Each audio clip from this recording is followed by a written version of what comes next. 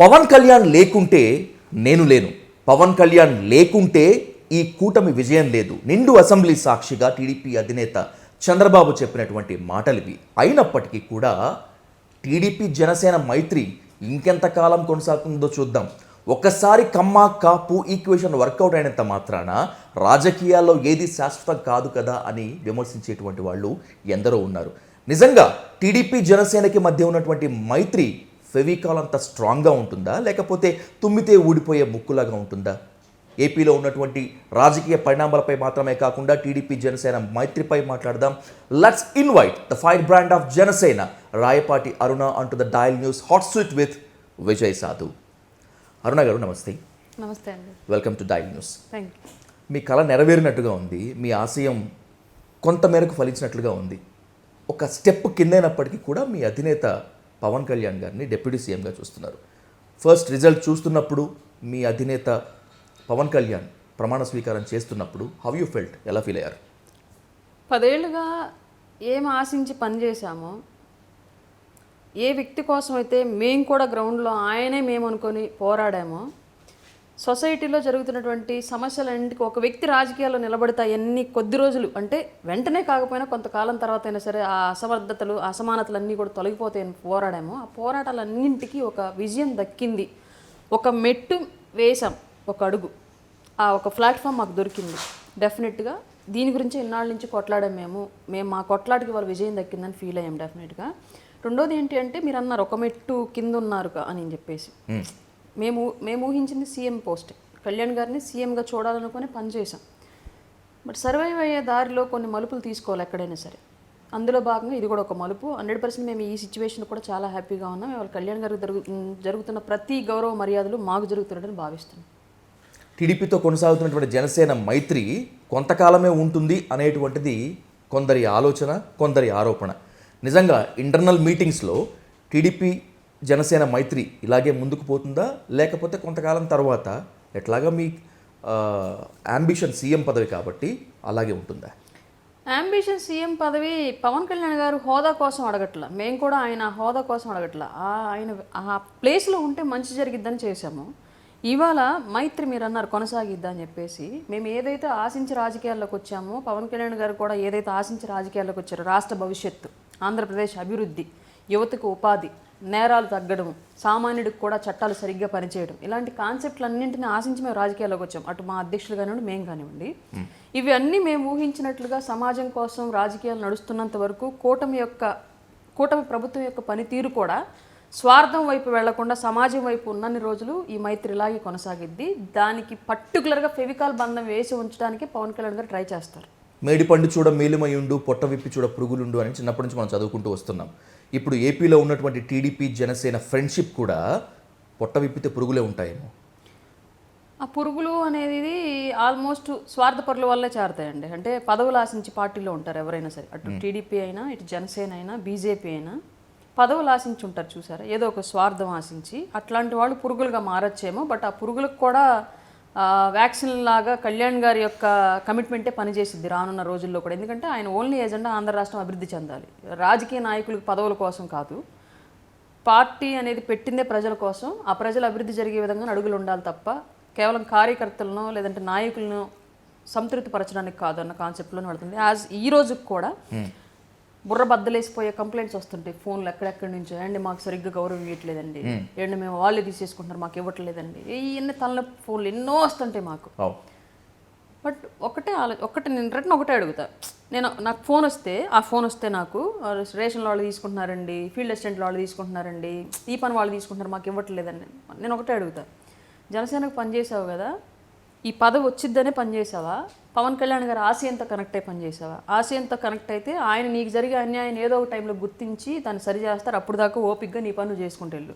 లేదు ఈ లబ్ధి ఆశించే నువ్వు కనుక రాజకీయాల్లోకి వచ్చుంటే జనసేన దానికి సరైన ప్లాట్ఫామ్ కాదు కాబట్టి నువ్వు ఇంకోలాగా ఆలోచించడానికి ట్రై చేయని చెప్తాను. ఇదే వస్తుంది నాకు ఆ ఫోన్కి రిప్లై. లోకల్ లీడర్లు మాత్రమే కాకుండా గెలిచిన 21 మంది ఎమ్మెల్యేలు కూడా ఆయా నియోజకవర్గాల్లో అధికారులు మాతో సహకరించట్లేదు, టీడీపీ వాళ్ళతో మాకు పెత్తనం సమస్యలు వస్తున్నాయనేటువంటి ప్రాబ్లమ్స్ కూడా జనసేన అధిష్టానానికి ఎక్కువగా వెళ్తున్నట్టుగా ఉన్నాయి.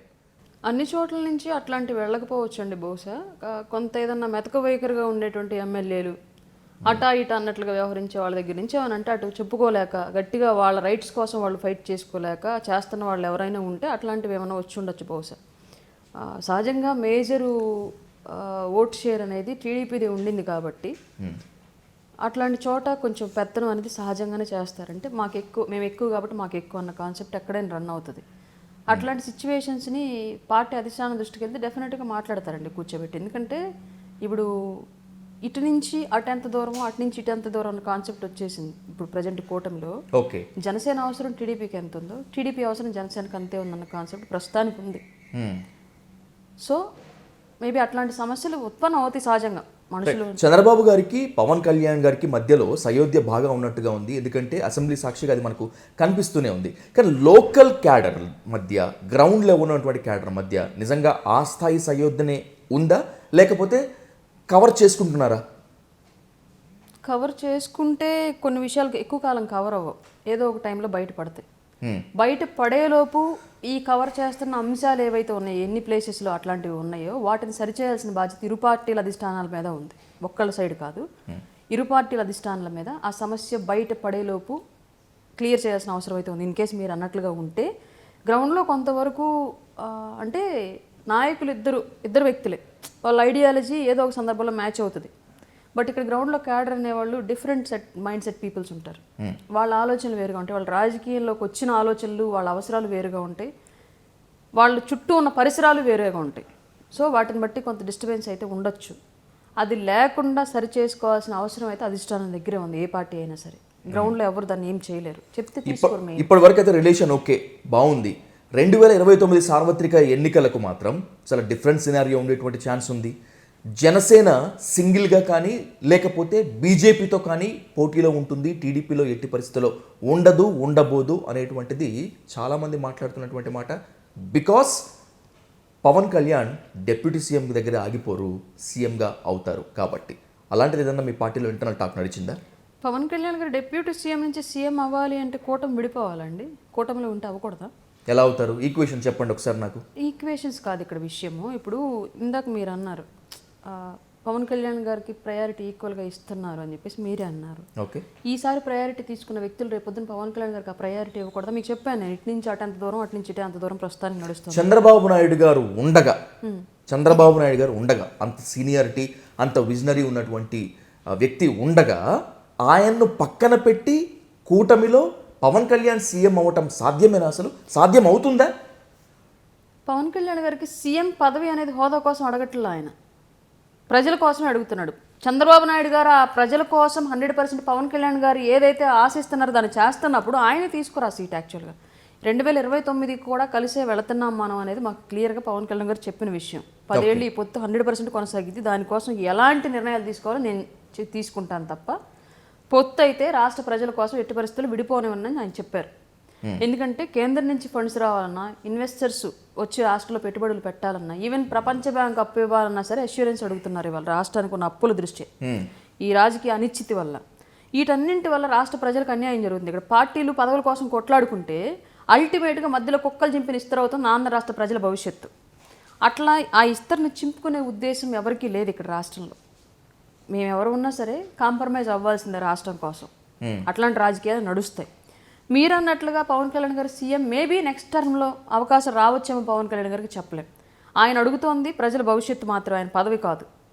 పవన్ కళ్యాణ్ గారు కోరుకున్నటువంటి ఆశయం ఏదైతే ఉందో దాన్ని చంద్రబాబు నాయుడు గారు నెరవేరుస్తూ ముందుకు వెళుతూ ఉంటే మేబీ ఆయనే సీఎం పదవి తీసుకోరు. కళ్యాణ్ గారే బాగానే చేస్తున్నారు, క్యారీ ఆన్ అన్నట్లుగానే ఉంటారు. కార్యకర్తలకి 100 ఆస్పిరేషన్స్ ఉంటాయి, నాకుంది చాలా ఉంటాయి నా ఆశలన్నీ. అది సమాజానికి ఎంతవరకు అవసరం ఉందో నాకు తెలియదు. ఎందుకంటే నా పరిధి ఓన్లీ ఈ ఊరు, ఈ జిల్లా, లేదా జస్ట్ ఈ అధికార ప్రతినిధి పదవి వరకు.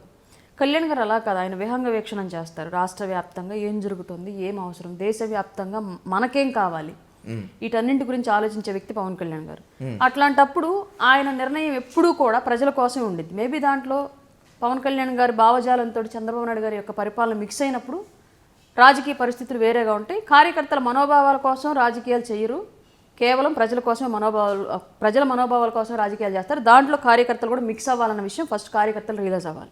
ఇటీవల జరిగినటువంటి సార్వత్రిక ఎన్నికలకు ముందు పవన్ కళ్యాణ్ కొన్ని చోట్ల గర్జించారు, నినదించారు.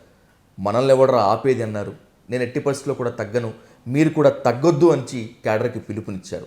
కట్ చేస్తే పవన్ కళ్యాణ్ తగ్గారు, క్యాడర్ని కూడా తగ్గమని చెప్పారు. పదవుల కోసం తగ్గారా, లేకపోతే ఇంకేదైనా చీకటి ఒప్పందం దీని వెనుక ఉందా? పదవుల కోసమే తగ్గాల్సిన అవసరం లేదు, ప్రజల కోసమే తగ్గారు. ప్యూర్లీ ప్రజల కోసమే తగ్గారు. ఇవాళ ఆయన తగ్గాడు కాబట్టే కూటమి విజయం. ఇవాళ ఆయన తగ్గారు కాబట్టే ఇవాళ రాష్ట్రానికి వచ్చినటువంటి నిధులు. ఆయన తగ్గారు కాబట్టి కేంద్ర ప్రభుత్వం మనకి ఇస్తున్నటువంటి ప్రయారిటీ. ఆయన తగ్గారు కాబట్టి వాళ్ళ అసెంబ్లీలో ఉన్నటువంటి జనసేన అభ్యర్థుల విజయం. ఆయన తగ్గారు కాబట్టి వాళ్ళ గ్రౌండ్లో వైసీపీ యొక్క పతనం. వీటన్నింటికి కారణం ఆయన తగ్గారు కాబట్టే జరిగింది. ప్రజల కోసమే ప్యూర్లీ తగ్గారు. పదవుల కోసం తగ్గాల్సిన అవసరం లేదు. ఓకే, పదవుల కోసం తగ్గాల్సిన అవసరం లేదు. ఫైట్ వెళ్ళిపోతే పదవులు వస్తాయి ఆటోమేటిక్గా. ఓకే. సో 2029 ఎన్నికల్లో మీరు చెప్పినట్లుగా కూటమిలో బీజేపీ, టీడీపీ, జనసేన ఉంటుంది. అంతే తప్పితే బీజేపీ, జనసేన ఒకటి అవ్వదు, టీడీపీతో విడాకులు తీసుకోదు. Is it right? ఈ రోజుకి ఇప్పుడున్న రాజకీయ పరిస్థితుల దృష్ట్యా, ఇప్పుడున్నటువంటి నాయకుల ఆలోచనల దృష్ట్యా, ఇప్పుడున్న రాష్ట్ర ప్రజల అవసరాల దృష్ట్యా ఈ రోజు నిర్ణయం, ఇప్పటి వరకు అన్ని పార్టీల అధిష్టానాల నిర్ణయం 2029కి కూడా కలిసే వెళ్ళాలి. ఓకే. మేబీ ఫ్యూచర్లో ఏం జరుగుతుందో మాకు తెలియదు. కూటమి ఏర్పడబోయే ముందు ఎట్టి పరిస్థితుల్లో టీడీపీతో జర్నీ మనకు సాధ్యం కాదు అని చెప్పి జనసేనలో ఉన్నటువంటి అన్ని రకాల క్యాడర్లు అధిష్టానానికి చెప్పారు. And by the same way BJP కూడా టీడీపీతో మనకు పొత్తు వద్దు, అది ఎప్పటికైనా కూడా దెబ్బతింటుంది, ఆ పార్టీని నమ్మలేము, ఆ పార్టీ విధి విధానం నమ్మలేదు, ఈ ఎలక్షన్కి మాత్రము బీజేపీ, జనసేన కలిసి వెళదాము అని చెప్పిన మాట వాస్తవమేనా? అది నాకు తెలియదు వాళ్ళు చెప్పారా లేదా అనేది. బట్ చెప్పడానికి ఆస్కారం ఉన్న అంశాలు రెండే చెప్తా. ఫస్ట్ది, టీడీపీతో కలిసి వెళితే మనం అధికారంలోకి రాలేం, మనకేమీ ఉండదు, మనం అనుకున్నది జరగదు, వాళ్ళ ఇష్ట ప్రకారమే జరిగిద్ది అన్నట్టుగా కొంతమంది ఫైటింగ్ మోడ్లో వెళ్ళిపోయి గ్రౌండ్లో టీడీపీ క్యాడర్ తోటి ఉన్నటువంటి డిస్టర్బెన్స్ వల్ల చెప్పిన వాళ్ళు కొంతమంది ఉన్నారు. ఓకే. కొంతమంది సింగిల్గా వెళ్తే ఎట్టి పరిస్థితులను వాళ్ళు ఏర్పరచుకున్నటువంటి రాజకీయ సామ్రాజ్యం ఏదైతే ఉందో జనసేన తరపు నుంచి, వాళ్ళు సింగిల్గా వెళితే వాళ్ళని వాళ్ళు నమ్ముకోలేక టీడీపీతో పొత్తుంటే బాగుండు అని చెప్పేసి శతవిధాల ప్రయత్నించిన వాళ్ళు కొంతమంది ఉన్నారు. సో నాణానికి రెండు వైపులలాగా టీడీపీతో జనసేన పొత్తు అనేది రెండు వైపులా నడిచింది. ఒకళ్ళు కొంతవర్గం వ్యతిరేకించింది, కొంతవర్గం అసలు జరగాలి, పొత్తు ఉండాలని బలంగా కోరుకుంది. అల్టిమేట్గా అధ్యక్షుడి నిర్ణయం ప్రజల కోసం పొత్తుంటేనే గెలుపు సాధ్యం, లేదంటే మళ్ళీ వైసీపీ వస్తుంది, మళ్ళీ రాష్ట్రం నాశనం అయిపోద్దన్న కాన్సెప్ట్లో అధ్యక్షులు వెళ్ళారు. కాబట్టి ఇరు వర్గాల నుంచి తీసుకోవాలి, వాళ్ళ వ్యక్తిగత ఎజెండాలు తీసుకోవాలి. ప్యూర్గా ఆయన వ్యవస్థ కోసం తీసుకున్నాడు, ముందడుగేస్తే అయిపోయింది. బీజేపీతో అనే కాన్సెప్ట్ అంటే బీజేపీకి టీడీపీకి గతంలో మేబీ రైవలరీ ఉండొచ్చు, అది వ్యక్తుల మధ్య జరిగినట్లుగా కొంతవరకు క్రియేట్ చేసుకున్నారు. మోడీ గారిని తిట్టారని, చంద్రబాబు నాయుడు గారిని ఇబ్బంది పెట్టారని ఢిల్లీ వెళ్ళి, ఇట్లాంటి చాలా ఇష్యూస్. బట్ అల్టిమేట్గా రాజకీయ పార్టీలు అంటే ఎవరి కోసం నడవాలి? ప్రజల కోసం నడవాలి. ఇవాళ ఆంధ్ర రాష్ట్రానికి వీళ్ళ అవసరం వచ్చింది, వీళ్ళ ఉమ్మడి అవసరం వచ్చింది. ఓకే. ఉమ్మడి అవసరం వచ్చినప్పుడు కేంద్రాన్ని కన్విన్స్ చేయడంలో, బీజేపీని కన్విన్స్ చేయడంలో పవన్ కళ్యాణ్ గారు సక్సెస్ అయ్యారు కాబట్టి బీజేపీ యొక్క ఆలోచనని మార్చగలిగారు, టీడీపీ యొక్క ఆలోచనని మార్చగలిగారు. అల్టిమేట్గా ఇవాళ సజావుగా ఎలక్షన్ జరిగింది అంటే బీజేపీ సపోర్ట్ లేకపోతే ఎట్టి పరిస్థితులు జరిగేది కాదు. బీజేపీ సపోర్ట్ ఉంటేనే విధ్వంసం జరిగింది రాష్ట్ర ఎలక్షన్ అప్పుడు. బీజేపీ సపోర్ట్ లేకపోతే, కేంద్ర బలగాల సపోర్ట్ లేకపోతే ఎంతవరకు చేయగలిగి ఉండేవాళ్ళం? ఈ రాక్షస క్రీడని ఎంతవరకు మేము అడ్డుకోగలిగి ఉండేవాళ్ళం? వ్యవస్థలు అన్ని చోట్ల జగన్ రెడ్డి మనుషులనే పెట్టేశాడు. పోలీస్ డిపార్ట్మెంట్లో కానివ్వండి, రెవెన్యూలో కానివ్వండి, ఈ స్థాయి ఆ స్థాయి ఏం లేదు, గ్రామ స్థాయి నుంచి పార్లమెంటు స్థాయి వరకు అతని సొంత వ్యక్తులను పెట్టుకున్నాడు జగన్మోహన్ రెడ్డి. అట్లాంటి వ్యవస్థని ఢీ కొట్టాలి అంటే ఎంత బలం సరిపోద్ది? వీళ్ళిద్దరిది రాష్ట్రంలో ఉన్న బలం సరిపోదు కదా. డెఫినెట్గా కేంద్రం అవసరం ఉంది. అందుకే తీసుకొచ్చి మధ్యలో కూర్చోబెట్టారు పవన్ కళ్యాణ్ గారు. ముగ్గురం కలిసి వెళదాం, ప్రజల కోసం నిలబడదాం అని చెప్పేసి అన్నిటి సక్సెస్ అయ్యారు. వైసీపీ అధికారంలో ఉన్నన్నాళ్ళు ఆంధ్రప్రదేశ్ అంతా తల్లడిల్లిపోయింది, శాంతి భద్రతలు లేవు, సంక్షేమం గాడి తప్పింది, అరాచకమే, విధ్వంసమే. ఇదంతా పోవాలంటే కూటమి అధికారంలోకి రావాల్సిందే. వన్స్ ఒకసారి కూటమి అధికారంలోకి వస్తే ఆంధ్రప్రదేశ్లో మహిళలు నింపాదిగా ఉండొచ్చు, సుభిక్షంగా ఉండొచ్చు, భద్రత ఒడిలో సేద తీరొచ్చు. ఇది నా హామీ అని మీ అధినేత పవన్ కళ్యాణ్ చెప్పారు. హార్ట్ఫుల్గా చెప్పండి, కూటమి అధికారంలోకి వచ్చి 45 రోజులైంది కదా అరుణ గారు, పరిస్థితి అలాగే ఉందా? మీరు చెప్పిన దానిలోనే ఆన్సర్ ఉంది. కూటమి అధికారంలోకి వచ్చి 45 రోజులైంది. 45 రోజుల్లో పోలీస్ వ్యవస్థలో మార్పులు ఎక్కడ జరగలేదు ఇప్పటివరకు. ఇంకా జరుగుతున్నాయి ట్రాన్స్ఫర్స్, ప్లేస్మెంట్స్ మార్చడాలు, వాళ్ళ పొజిషన్స్ మార్చడాలన్నీ జరుగుతున్నాయి. ఇప్పటికీ వైసీపీ ఏర్పరిచినటువంటి వ్యవస్థ రాష్ట్రంలో స్టిల్ వర్కింగ్లో ఉంది. ఫస్ట్ది. రెండోది, మద్యం, కల్తీ మద్యం ఆ రోజు జరిగింది, దానికి అలవాటు పడిపోయే వాళ్ళు ఉన్నారు. అలాగే డ్రగ్స్, గంజాయి కూడా రాష్ట్ర వ్యాప్తంగా విస్తరించారు. దాన్ని కట్టడి చేయడం 45 రోజులు సాధ్యమయ్యే పని కాదు. ఈరోజు రాష్ట్రంలో మీరు అన్నట్లుగా మహిళల మీద జరిగిన ప్రతి నేరం కూడా జరిగింది డ్రగ్స్ మత్తులో, గంజాయి మత్తులోనే జరిగింది. ప్రతి ఇన్సిడెంట్లో నేరస్తుడు ఖచ్చితంగా గంజాయి తీసుకునే ఉన్నాడు. మీరు గమనించినట్లయితే పోలీస్ ఆఫ్ ద రికార్డ్స్లో. సో ఇప్పటికిప్పుడు 45 రోజుల్లో ఏళ్ల తరబడి విస్తరించినటువంటి గ్రామ స్థాయిలో కూడా వెళ్ళిన గంజాయి వ్యవస్థను ఇప్పటికిప్పుడు నిర్మూలించడం సాధ్యమా? కానీ మీరు ఇక్కడ ఇంకొక విషయం ఐడెంటిఫై చేయాలి. ఏ ఇన్సిడెంట్ అయినా సరే ఇమీడియట్గా ప్రభుత్వం రెస్పాండ్ అయింది. వితిన్ డేస్లోనే నేరస్తులు ఐడెంటిఫై చేయబడ్డారు, అరెస్ట్ చేయబడ్డారు, కోర్టులో జైల్లో పెట్టబడ్డారు. ఈ వ్యవస్థ గతంలో జరగల. ఈ వ్యవస్థ గతంలో పోలీస్ స్టేషన్స్ దాకా కూడా వెళ్ళటానికి బాధితులు భయపడ్డారు. అవతల వాడు కొంచెం స్ట్రాంగ్ క్యాండిడేట్ అయితే, అవతల వాడు పొలిటికల్ ఇన్ఫ్లుయెన్స్ చేయించుకోగలిగే క్యాండిడేట్ అయితే పోలీసులే రిటర్న్ బాధితుల మీద కేసులు పెట్టారు. వైసీపీ గురించి, వైసీపీ అరాచక పాలన గురించి మీరు ఎన్నో స్టేజ్ల మీద చెప్పున్నారు, ఎన్నో లైవ్ డిబేట్లో మాట్లాడేస్తున్నారు, ఒప్పుకుంటాను. మీరు ఇప్పుడు మేము అధికారంలోకి వస్తే అసలు ఎలాంటి అత్యాచారాలు ఉండవు, ఎలాంటి హత్యలు ఉండవు అని చెప్పి ఇప్పుడు 45 రోజులు టైం పీరియడ్ చెప్పి దీనికి పోలీసులు వ్యవస్థ కరెక్ట్గా లేదు, లేకపోతే గంజాయి వ్యవస్థ అని తప్పించుకోవటము కాస్త ఇబ్బందికరంగా అనిపించడం లేదా? తప్పించుకోవడం అనరండి దీన్ని. వ్యవస్థని ఎక్కడి నుంచి మూలాలు వెతికి సరిచేయడం అంటారు. ఇప్పుడు తప్పించుకోవడానికి ఇప్పటికిప్పుడు ఆ గంజాయి మత్తులో పసిపాపను రేప్ చేసిన వాడిని ఎవరన్నా టీడీపీ కూటమి ప్రభుత్వం ప్రజలు పంపించారండి? పంపించలేదు కదా. ఆడికి కూటమికి ఏమైనా సంబంధం ఉందా? జరిగింది తప్పు. కూటమి చేయించింది, లేకపోతే కూటమి ప్రభుత్వం చేయించిందని చెప్పి ఎవరు అనట్లేదు. ఈవెన్ కూటమిని వ్యతిరేకించేటువంటి వాళ్ళు కూడా ఎవరు అనట్లేదు. కానీ వాచ్ ఉండాలి కదా, భయం లేదు కదా ఎవరికి కూడా. భయం అంటే ఏ విధంగా చేయాలి? చట్టాలను వ్యతిరేకించి రోడ్డుల్లో ఇప్పుడు అరబ్ కంట్రీస్లో కనుక రోడ్డు మీద శిక్షిస్తారు, చంపడం నేరస్తులు, అట్లాంటివి చేద్దామా? దానికి రాజ్యాంగం ఒప్పుకుంటుందా? ఆ రోజు కూడా మళ్ళీ మీరే క్వశ్చన్ చేసి గొంతులు అవుతారు కదా. మీరు మానవ హక్కులను ఉల్లంఘిస్తున్నారు, రాజ్యాంగాన్ని ఉల్లంఘిస్తున్నారు, భారత చట్టాలను అవమానపరుస్తున్నారు, భారత చట్టాలను అతిక్రమిస్తున్నారు మాట్లాడే వాయిస్లు కూడా మీయే అవుతాయి. భారత చట్టాలు ఏమున్నాయో చట్టం ప్రకారం నేరస్తుడికి ఏ విధంగా శిక్ష వేయాలో దానిలో ఇన్స్టెంట్గా ప్రొసీడ్ అవుతూ ఉన్నాం. జాప్యం ఎక్కడ జరగట్లా. బట్ మూలాలు ఎక్కడున్నాయన్న దాని మీద వెతికి క్లియర్ చేసే ప్రయత్నంలో 100% గవర్నమెంట్ అయితే ఉంది. పెద్ద ఎత్తున గంజాయి మీద ఉక్కుపాదం మోపుతున్నారు. వాళ్ళు స్పెషల్ టీంను వేశారు గంజాయి అరికట్టడానికి.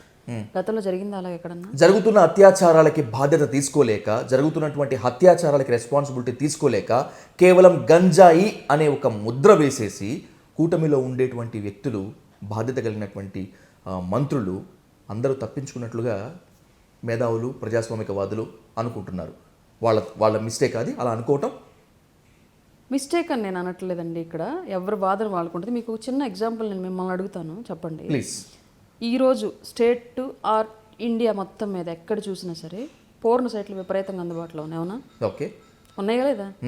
ఒక వ్యక్తి జులాయిగా మద్యం సేవించో లేదంటే గంజాయి సేవించో పోర్న్ సైట్లు విపరీతంగా విరివిగా అందుబాటులో ఉన్నప్పుడు వాటిని చూసి ఉద్రేకానికి గురయ్యి అతనిలో కనీసం భయం కూడా కలగకుండా గంజాయి అనేది భయాన్ని కూడా ఓవర్కమ్ చేస్తూ ఉంటే, అందుబాటులో పశువు ఉందా పసిపిల్ల ఉందా అనేది కూడా చూడకుండా స్త్రీ జాతి అయితే చాలు అన్న స్థాయిలో దాడులకు తెగబడుతూ ఉన్నారు ఇవాళ రాష్ట్రంలో. అట్లాంటి పోర్న్ సైట్లను కంట్రోల్ చేసే వ్యవస్థ మన దగ్గర ఉందా? ఇదే పోర్న్ సైట్లు వైసీపీ అధికారంలో ఉన్నప్పుడు కూడా ఉన్నాయి. మరి అప్పుడు ఎందుకు మరి పోర్న్ సైట్లు ఉన్నాయని చెప్పి అనుకోలేదు? ఇప్పుడు కూడా చెప్తున్నా అదే. వైసీపీ టైంలో జరిగిన విషయం ఏంటంటే, నేరం జరిగితే నేరం గురించి ఎక్కడ ఎంక్వైరీ జరగల, నేరం గురించి ఎక్కడ ఇన్స్టెంట్ రియాక్షన్ లేదు. ఒక హోమ్ మినిస్టర్ కూడా బయటకు వచ్చి మీ పిల్లల్ని జాగ్రత్త మీరు చేసుకోండి, వీటికి మాకు సంబంధం లేదని ఒక హోమ్ మినిస్టర్ మాట్లాడితే, ఇంకొక మహిళా మినిస్టర్ వచ్చి రోజా, ఎవరో కాదు, ఏదో 1-2 రేపులు జరుగుతాయి దానికి కూడా రాద్ధాంతం చేస్తారు. ఆ 1-2 ప్లేస్లో నువ్వో నీ కూతురో ఇంకొకళ్ళు నీ వాళ్ళు ఉంటే బాధ ఎట్లా ఉండదు ఒకసారి చెప్పండి. ఈవెన్ నువ్వు నేరం చేయమనట్లా, కానీ నీకు తెలియకుండా నేరం జరిగింది, దానికి బాధ్యత వహించాలి. ఇవాళ ఆ బాధ్యత మేము వహిస్తున్నాం, బాధ్యతల పక్షాన్ని మేము నిలబడుతున్నాం. గత ప్రభుత్వాలు అది జరగల. గత ప్రభుత్వాలు అసలు ఎవడు ఏ శాఖ చేస్తున్నాడో ఆ శాఖకు సంబంధించిన రెస్పాన్సిబిలిటీ ఎవరు తీసుకోవాలన్నది కూడా ఎవరికి తెలియదు. హోమ్ మినిస్టర్ ఎలా మాట్లాడాలి, హోమ్ మినిస్టర్ యొక్క విధులు ఏంటనేది ఇద్దరు హోమ్ మినిస్టర్లకి తెలియదు. సుచరిత గారికి కానివ్వండి, వనిత గారికి కానివ్వండి తెలియదు. సజ్జల గారి నుంచి పేపర్ వస్తేనే వాళ్ళు మైక్ ముందుకైనా రావాలి, లేదంటే లేదు. ఏ ఇన్సిడెంట్లో కూడా డైరెక్ట్గా వెళ్ళి ఆ మినిస్టర్ కానివ్వండి, ఆ మహిళా కమిషన్ కానివ్వండి వెళ్ళి బాధితులను ఇప్పుడు మాత్రం అనిత చాలా స్వతంత్రంగా మాట్లాడుతున్నారా? చంద్రబాబు గారు చెప్పినట్టు, లోకేష్ గారు చెప్పినట్లు ఏం మాట్లాడటం లేదా హోమ్ మినిస్టర్ అనిత? నేను బాధితురాలని, నా దగ్గరకు ఒక మినిస్టర్ వచ్చింది, చంద్రబాబు నాయుడు గారు పంపించారా లేదంటే ఈవిడే సొంతంగా వచ్చిందని బాధితురాలుగా నాకు అవసరం లేదు. నేను బాధల్లో ఉన్నాను, నన్ను ఆదుకుందా లేదని మాత్రం నాకు కావాలి. అనిత గారు డైరెక్ట్గా బాధితుల దగ్గరికి వెళ్ళి ఆదుకుంటున్నారు. పోలీస్ డిపార్ట్మెంట్కి కావాల్సినటువంటి ఫోర్స్ని, యంత్రాంగాన్ని వెంటనే అక్కడ అందిస్తున్నారు. సమస్య వెంటనే ఎవరైతే నిందితులున్నారో వాళ్ళు పట్టుకోవడానికి వీలైనంత వరకు తొందరగా ట్రై చేస్తున్నారు. ప్రతి ఇన్సిడెంట్లో కూడా నేరస్తులు పట్టుబడ్డారు ఇవాళ. గతంలో అలా జరిగిందా? బాధితురాలకి ముఖ్యమంత్రి పంపించాడా, హోమ్ మినిస్టర్ డైరెక్ట్గా వచ్చిందని అవసరం ఉందా అసలు? నేను బాధల్లో ఉన్నా, నా బాధకు పరిష్కారం దొరికిందా లేదన్నదే కావాలి. ఓకే, అది వాళ్ళు జరుగుతోంది ఇన్స్టెంట్గా. బాధితులను ఆదుకోవడం, వాళ్ళకి ఆర్థిక భరోసా అందించడం, పోలీస్ యంత్రాంగం కావాల్సిన సపోర్ట్ ఇవ్వడం, వాళ్ళ మీద ఒత్తిడి లేకుండా, రాజకీయ ఒత్తిడి రాకుండా చూడడం అనేది వాళ్ళు జరుగుతుంది. ప్రభుత్వంలో కీలక పాత్ర పవన్ కళ్యాణ్ పోషిస్తే మహిళలకు ఎలాంటి అభద్రతాభావం ఉండదు, మహిళా భద్రతకు ఎలాంటి డోకా ఉండదు అని చెప్పి నమ్మి చాలామంది మహిళలు ఓట్లేశారు. కానీ వరుస సంఘటనలు మాత్రం కాస్త ఇబ్బంది పెడుతూ ఉన్నాయి. సరే, మీరు చెప్పిన దాని ప్రకారమే 45 రోజుల కాల వ్యవధిలో ఇప్పటిగా మాట్లాడుకోవటం ఎందుకు అని చెప్పి ఆలోచిస్తే మునుముందైనా మహిళలపై ఎలాంటి అత్యాచారాలు జరగకుండా, అఘాయిత్యాలు జరగకుండా నడిరాత్రి సంగతి తర్వాత పట్టపగలు తల ఎత్తుకొని తిరిగేటువంటి స్వేచ్ఛ పవన్ కళ్యాణ్ ద్వారా ఏపీ మహిళా లోకానికి దక్కుతుందా? 100% దక్కాలని నేను కోరుకుంటున్నానండి. పరిస్థితులు ఎలా ఉంటాయి, దానికి సంబంధించి లా అండ్ ఆర్డర్ ఎలా పనిచేస్తుంది, సొసైటీలో ఉన్నటువంటి ఈ నేర ప్రవృత్తిని ఎలా క్లియర్ చేయాలి అనేది పెద్ద ఎత్తున జరగాల్సినటువంటి చర్చ ఇది. నేను ఒక్క మాటలో జరగదని దాన్ని డిసైడ్ చేయలేను. కానీ అలా జరిగితే 100% మేము సక్సెస్ అయినట్టే, జరగాలని కూడా బలంగా కోరుకుంటున్నాం. ఇంకొకటి ఉంది, ఇంకొక పాయింట్ ఇక్కడ. ప్లీజ్, సామాన్యుడు నేరం చేస్తే శిక్షించడం ఈజీయే, డబ్బున్నోడు పరపతున్నోడు నేరం చేస్తే శిక్షించాలి. అట్లాంటిది కూడా జరిగితే 100% మేము సక్సెస్ అయినట్టే. అది జరగాలని మనస్ఫూర్తిగా కోరుకుంటున్నాం. ఒక మహిళగా, ఇక్కడ పార్టీ రిప్రజెంటేటివ్గా మాట్లాడట్లేదు, ఎగ్జాక్ట్లీ మీ స్థానంలో ఎవరైనా కూడా అంతే కోరుకోవాలి. ఒక మహిళగా ఆర్థికంగా బలవంతుడు, రాజకీయ అండదండలు ఉన్నోడు తప్పు చేసినా సరే, ఇట్లాంటి తీవ్రమైన నేరాల్లో అట్లాంటి వాడికి కూడా శిక్ష పడగలిగితే మా ప్రభుత్వంలో మేము 100% మహిళల భద్రత పట్ల సక్సెస్ అయినట్లే. చిన్న చిన్న వాళ్ళు, ఆర్థికంగా బలం లేని వాళ్ళు, సామాన్యులు, తక్కువ కులస్తులు, పొలిటికల్ బ్యాక్గ్రౌండ్ లేని వాళ్ళు చేసే నేరాల్లో ఇమీడియట్గా రెస్పాండ్ అయ్యే ప్రభుత్వాలు, బలవంతులు నేరం చేసేటప్పుడు కూడా ఇమీడియట్గా రెస్పాండ్ అవ్వాలి. అట్లా జరిగినప్పుడు ఏ ప్రభుత్వం అయినా సక్సెస్ అయినట్టే. అట్లా జరగాలి. మా ప్రభుత్వం ఆ విషయంలో సక్సెస్ అవ్వాలని ఒక మహిళగా అయితే బలంగా కోరుకుంటున్నాను. వైసీపీ పాలనలో హ్యూమన్ ట్రాఫికింగ్ ఎక్కువగా ఉంది, వాలంటీర్ల ద్వారా ఉమెన్ ట్రాఫికింగ్ ఎక్కువగా జరిగింది. దాదాపు 30,000 మంది యువతులు, మహిళలు అదృశ్యమయ్యారు. ఇది కేంద్ర ఇంటెలిజెన్స్ నాకు ఇచ్చినటువంటి స్పెషల్ సమాచారం అని చెప్పి అనేక సభల్లో ఇప్పటి డిప్యూటీ సీఎం పవన్ కళ్యాణ్ చెప్తున్నారు. ఇప్పుడు అధికారం వీళ్ళ చేతిలోనే ఉంది కదా, మీ పార్టీ చేతిలోనే ఉంది కదా. పవన్ కళ్యాణ్ గారు చెప్పిన లెక్కల ప్రకారమే ఆ 30,000 మందిని కనిపెడతారా? కనీసం ఇదిగో ఆ 30,000 మంది వివరాలు ఇవే, వీళ్ళని వాలంటీర్లు ట్రాప్ చేసి పంపించారు అనేటువంటి దాన్ని చెప్పగలరా? పర్సనల్ డేటా అనేది వాలంటీర్ల ద్వారా రాంగ్ పర్సన్స్ చేతికి వెళ్ళింది అనేది ఆయన మాట్లాడింది. వాలంటీర్లు కిడ్నాప్ చేశారనే కాదు. రెండోది, 30,000 మంది డేటా ఆల్రెడీ పవన్ కళ్యాణ్ గారు వాటికి సంబంధించిన వివరాలను మొత్తం కావాలని చెప్పేసి, ట్రాఫికింగ్ జరుగుతున్న విషయాలను కట్టడి చేయాలని చెప్పేసి ఆల్రెడీ డిపార్ట్మెంట్ని, హోమ్ మినిస్టర్ అనిత గారిని, చంద్రబాబు నాయుడు గారిని కూడా కోరటం జరిగింది. దానికి సంబంధించి ఆల్రెడీ వర్క్ జరుగుతుంది ఫస్ట్ది. రెండోది, రీసెంట్గా కాకినాడ ఒక అమ్మాయి ట్రేస్ అవుట్ అయిన తర్వాత ఎలా ఏంటి అని చేసినప్పుడు పక్క కంట్రీస్లో ప్రాస్టిట్యూషన్ అట్లాంటిది మన ఇండియా నుంచి, మన ఏపీ నుంచి, మన అప్పటి వైసీపీ పార్టీ మద్దతుదారులైనటువంటి 3 వ్యక్తులు అమెరికాలో కూడా ప్రాస్టిట్యూషన్ చేపిస్తున్నారు, 30 మంది యువతులను ఒకే గదిలో బంధించేసి అని చెప్పేసి ఆల్రెడీ న్యూస్ చూసాం మనం. వాళ్ళు మన ఏపీ వాళ్ళే, వైసీపీకి ద్వారంపూడి చంద్రశేఖర్ రెడ్డి తాలూకు అని సన్నిహితులు అన్న విషయం క్లియర్గా బయటకు వచ్చింది. ఇట్లాంటి ఇన్సిడెంట్స్ ఆయన దృష్టిలోకి వస్తేనే కదా ఆయన మాట్లాడింది. 30,000 మందిని ఒకరోజు పట్టుకురావడం సాధ్యం అవదు. కానీ తీగ లాగాం, ఒక తీగ పట్టుకున్నాం, దొరికింది. డొంక కదులుతుంది ఎక్కడో చోట. 100% ఆ డొంక కదిలేంత వరకు ఆ తీగను వదలం. ఓకే, ఖచ్చితంగా ఎవరైతే మిస్సింగ్ కేసు అంటే, ఇప్పుడు ఒక అమ్మాయి ఒక అబ్బాయిని ఇష్టపడి తల్లిదండ్రులకు చెప్పకుండా కనిపించకుండా వెళ్ళినా మిస్సింగ్ నమోదవుతుంది. దాన్ని వాళ్ళు ట్రేస్ అవుట్ చేసి తీసుకురావడం, లేదంటే వీళ్ళు కనిపించకుండా తిరగడమా. కొన్ని సంఘటనలో డిపార్ట్మెంట్ పీపుల్కి తెలిసినప్పటికీ కూడా పేరెంట్స్కి తెలియనివ్వరు. ఎందుకంటే రీజన్ ఓన్లీ అవతల మేజర్లు అయ్యుండి వీళ్ళ వల్ల, పేరెంట్స్ వల్ల వాళ్ళకి థ్రెట్ ఉంది అంటే కొన్ని చోట్ల తెలియనివ్వరు. కొన్ని సంఘటనలు నేను ఫేస్ చేశాను ఈ విషయం. డిపార్ట్మెంట్ వాళ్ళతో మాట్లాడినప్పుడు వాళ్ళు నాతో చెప్పిన విషయం ఇది. ఉన్నారండి వాళ్ళు సేఫ్గానే, బట్ వీళ్ళు మరీ మొండిగా ఉన్నారు. ఈ టైంలో వాళ్ళని తీసుకొస్తే వీళ్ళు ఏదో ఒకటి చేసే ఛాన్స్ ఉంది వాళ్ళని, అందుకని కొంచెం హైడ్లో ఉంచాము. కొద్ది రోజులు వీళ్ళ కోపం చల్లారింత చూపిస్తామని చెప్పిన సంఘటనలు 2-3 ఉన్నాయి. నేను ఫేస్ చేసిన విషయాలు ఇవి. అదొక రకం. రెండోది, ఇంట్లో భర్త ఇంకొకళ్ళ రిలేటివ్స్ ఎవరో ఒకళ్ళు ఇల్లీగల్ అఫైర్లు, రిలేటివ్సే ఏదో ఒక ఇష్యూ వల్ల చంపేసి ఎక్కడో చోట కనిపించకుండా చేయడం, ఇది కూడా మిస్సింగ్ కేసే నమోదవుతుంది. దాన్ని ట్రేస్ అవుట్ చేయడం పోలీసుల బాధ్యత. కుటుంబ సభ్యుల నుంచి ఒత్తిడి ఎక్కువగా లేనప్పుడు, కుటుంబ సభ్యులే మాయం చేశారు కాబట్టి పోలీసు వ్యవస్థ కూడా ఆ విషయంలో ఉదాసీనంగానే ఉండేది. ఎందుకంటే వాళ్ళ మీద ఒత్తిడి చేసే కేసులు వేరే ఉంటాయి. ఆల్రెడీ డిపార్ట్మెంటు పీపుల్ తక్కువ ఉండి కేసులు ఎక్కువ ఉన్నప్పుడు ఏం జరుగుతుందంటే, ఏదైతే ఎక్కువ ప్రెజర్ పెడుతుందో దాని మీద ఫోకస్ పెడతారు. ఓకే, ఇక్కడ ఫ్యామిలీ మెంబర్సే ఒక మహిళని చంపేసి చేసేసినప్పుడు వీళ్ళ సైడ్ నుంచి ప్రెజర్ ఉండదు కాబట్టి కేసు నమోదైన ఆ కేసుని పక్కన పెడతారు వాళ్ళు, అదొక రకంగా నమోదవుతుంది. ఇంకొకటి వీళ్ళు నిజంగానే వెనక ముందు ఎవరు లేని వాళ్ళు, వీళ్ళు పెద్ద లేదని పూర్ ఫ్యామిలీ, మనల్ని ఢీకొనలేరు, ఏదైనా అయినా సరే మనల్ని ఏం చేయలేరు అనే కాన్సెప్ట్లో కొంతమంది మహిళల్ని వాంటెడ్లీ ట్రాఫికింగ్ చేస్తారు ఎక్కడో చోటకి, వీళ్ళ ఆర్థిక అవసరాలు తీర్చుకోవడం కోసం ఎక్కడో చోటకి తీసుకెళ్ళిపోతారు. వాళ్ళతో ప్రాస్టిట్యూషన్ లాంటి ఇష్యూస్, లేదంటే ఏదైనా ఇళ్లలో పనులకి బానిసలుగా పెట్టడం, ఇట్లాంటి ఇష్యూస్, ఇది కూడా మిస్సింగ్ కేసే నమోదవుతుంది. ఇట్లాంటివి జరిగిన వాటిల్లో కూడా సేమ్ సిచ్యువేషన్, ఫ్యామిలీ మెంబర్స్ నుంచి ప్రెజర్ లేకపోతే, లేదంటే యువతల వాళ్ళు కొంచెం అలుపులై ఉంటే అవతల ఉన్న వాళ్ళు ఆటోమేటిక్గా దాని మీద స్పందించడం అనేది తక్కువ ఉంటుంది.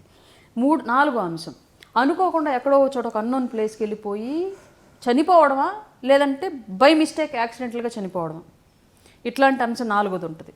ఇది కూడా ట్రేస్ అవుట్ చేయడం కష్టం. ఎక్కడికి వెళ్ళారు ఏం జరిగిందని డెడ్ బాడీస్ ఐడెంటిఫై చేయడం కానివ్వండి, రోజుల తరబడి మిస్సింగ్ కేసు నమోదు అవ్వకపోతే ఐడెంటిఫై చేయకపోవడం, ఇట్లాంటి సమస్యలు చాలా ఉంటాయి.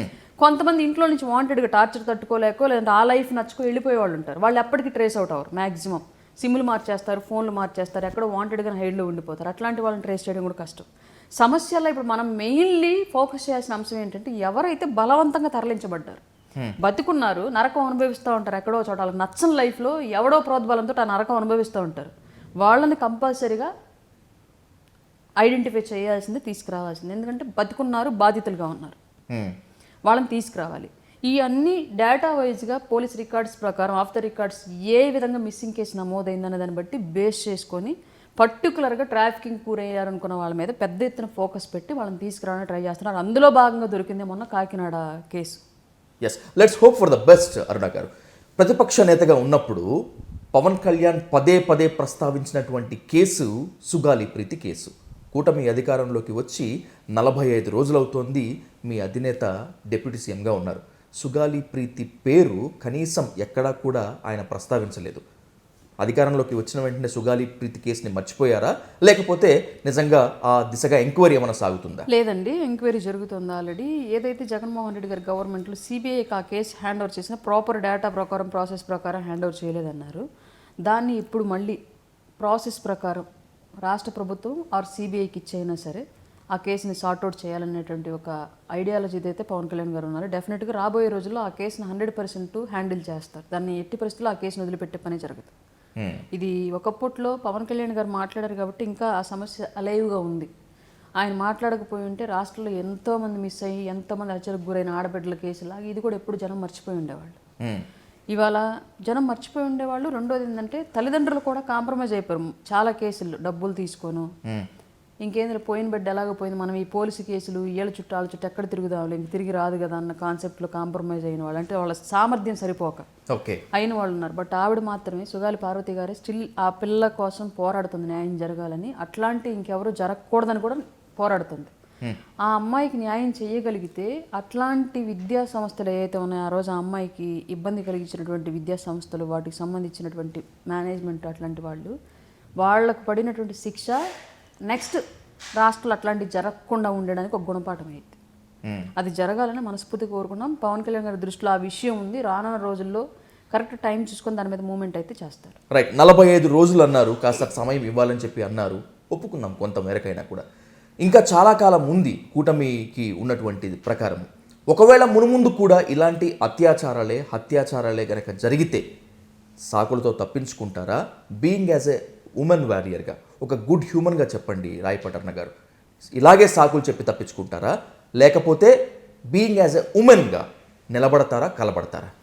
సాకులు చెప్పడం అనేది మా గవర్నమెంట్లో జరగదు. ఎస్పెషల్లీ మా జనసేన వాయిస్ నుంచి అస్సలు రాదు, ఇది క్లియర్. రెండోది, సమస్యకు సరైన పరిష్కారం దొరికేంత వరకు నిలబడే వాళ్ళం కూడా మేమే ఉంటాం. ఓకే, ఎవరైతే బాధితులు ఉన్నారో బాధితుల పక్షాన్ని నిలబడే వాళ్ళం కూడా మేమే ఉంటాం. వాళ్ళ తరపున నిలబడడానికి మేము ఎప్పుడు వెనకడిగేం. దీంట్లో రాజకీయ పార్టీలు, ప్రభుత్వం, ప్రతిపక్షం అనేది చూడము. ఇందులో ఎట్లాంటిది సొంత స్వార్థం వెళ్ళేదైతే ఉండదు. డెఫినెట్గా ఆ రోజు మహిళా భద్రతకి పెద్దపీట వేయాలనే కాన్సెప్ట్లోనే ఉన్నాము. ఈ నేరాలను అరికట్టడం ఎలాగా అనే దాని గురించి పెద్ద ఎత్తున అవగాహన అనేది జరుగుతుంది, ప్రస్తుతానికి అధ్యయనం అనేది జరుగుతుంది. రానున్న రోజుల్లో ఈ నేరాలు ఎలా కంట్రోల్ చేయాలనే దాని మీదే ఒక రకమైన శిక్షణ అనేది కూడా స్టార్ట్ చేయడం జరుగుతుంది సొసైటీలో, ఏ విధంగా అయినా సరే. దాని గురించే ఇప్పుడు ఎలా దీన్ని మూవ్ అవ్వాలనే దాని మీద ప్రాసెస్ నడుస్తుంది. దీంట్లో అన్ని పార్టీలు ఇన్వాల్వ్ అవ్వాలి, ప్రజల యొక్క సహకారం కూడా డెఫినెట్గా ఉండాలి. దాని గురించే పోలీసు శాఖకు కొన్ని ఇన్స్ట్రక్షన్స్ వెళ్ళాయి ఇటీవలే. గ్రామాల వారీగా గంజాయి సేవిస్తున్న వాళ్ళు ఎంతమంది, పేరెంట్స్ని అడిగి తెలుసుకోవాల్సిన అవసరం ఉంది. ఫస్ట్ది, పెళ్ళయి ఒంటరిగా ఉన్నవాళ్ళు ఎంతమంది, యూత్ ఏజ్లోకి వచ్చి ఈ డ్రగ్స్ ఈ గంజాయి అలవాటు చేసుకొని ఉద్యోగం లేకుండా జులాయిగా తిరుగుతున్న వాళ్ళు ఎంతమంది, గ్రామాల వారీగా ఐడెంటిఫై చేయాలి. ఇట్లాంటి వాళ్ళ డేటా అంతా కూడా సంబంధిత పోలీస్ స్టేషన్స్లో ఉండాలి. వాళ్ళ మీద ఒక నిఘా నేత్రం అనేది ఉండాలనేది క్లియర్గా పోలీస్ స్టేషన్స్కి ఇన్స్ట్రక్షన్స్ వెళ్ళాయి.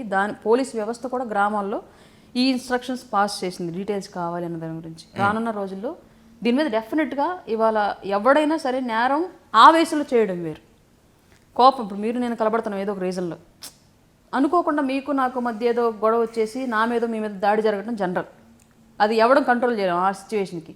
బట్ వాంటెడ్గా స్కెచ్ వేసుకొని తాగి వాడికి భయం అనేది తెలియకుండా ఉన్మాదానికి తెగబడ్డం మాత్రం ఖచ్చితంగా ఆపాలి. అది ఆ తాగుడు, ఓవర్ డ్రింకింగ్, ఓవర్ డ్రగ్స్, ఈ కన్జంప్షన్ కంట్రోల్ చేయగలిగితే వాళ్ళు భయం పుట్టించవచ్చు, నేరం చేయకూడదు అన్న భయం కాన్షియస్ ఉండేలాగా చేయొచ్చు.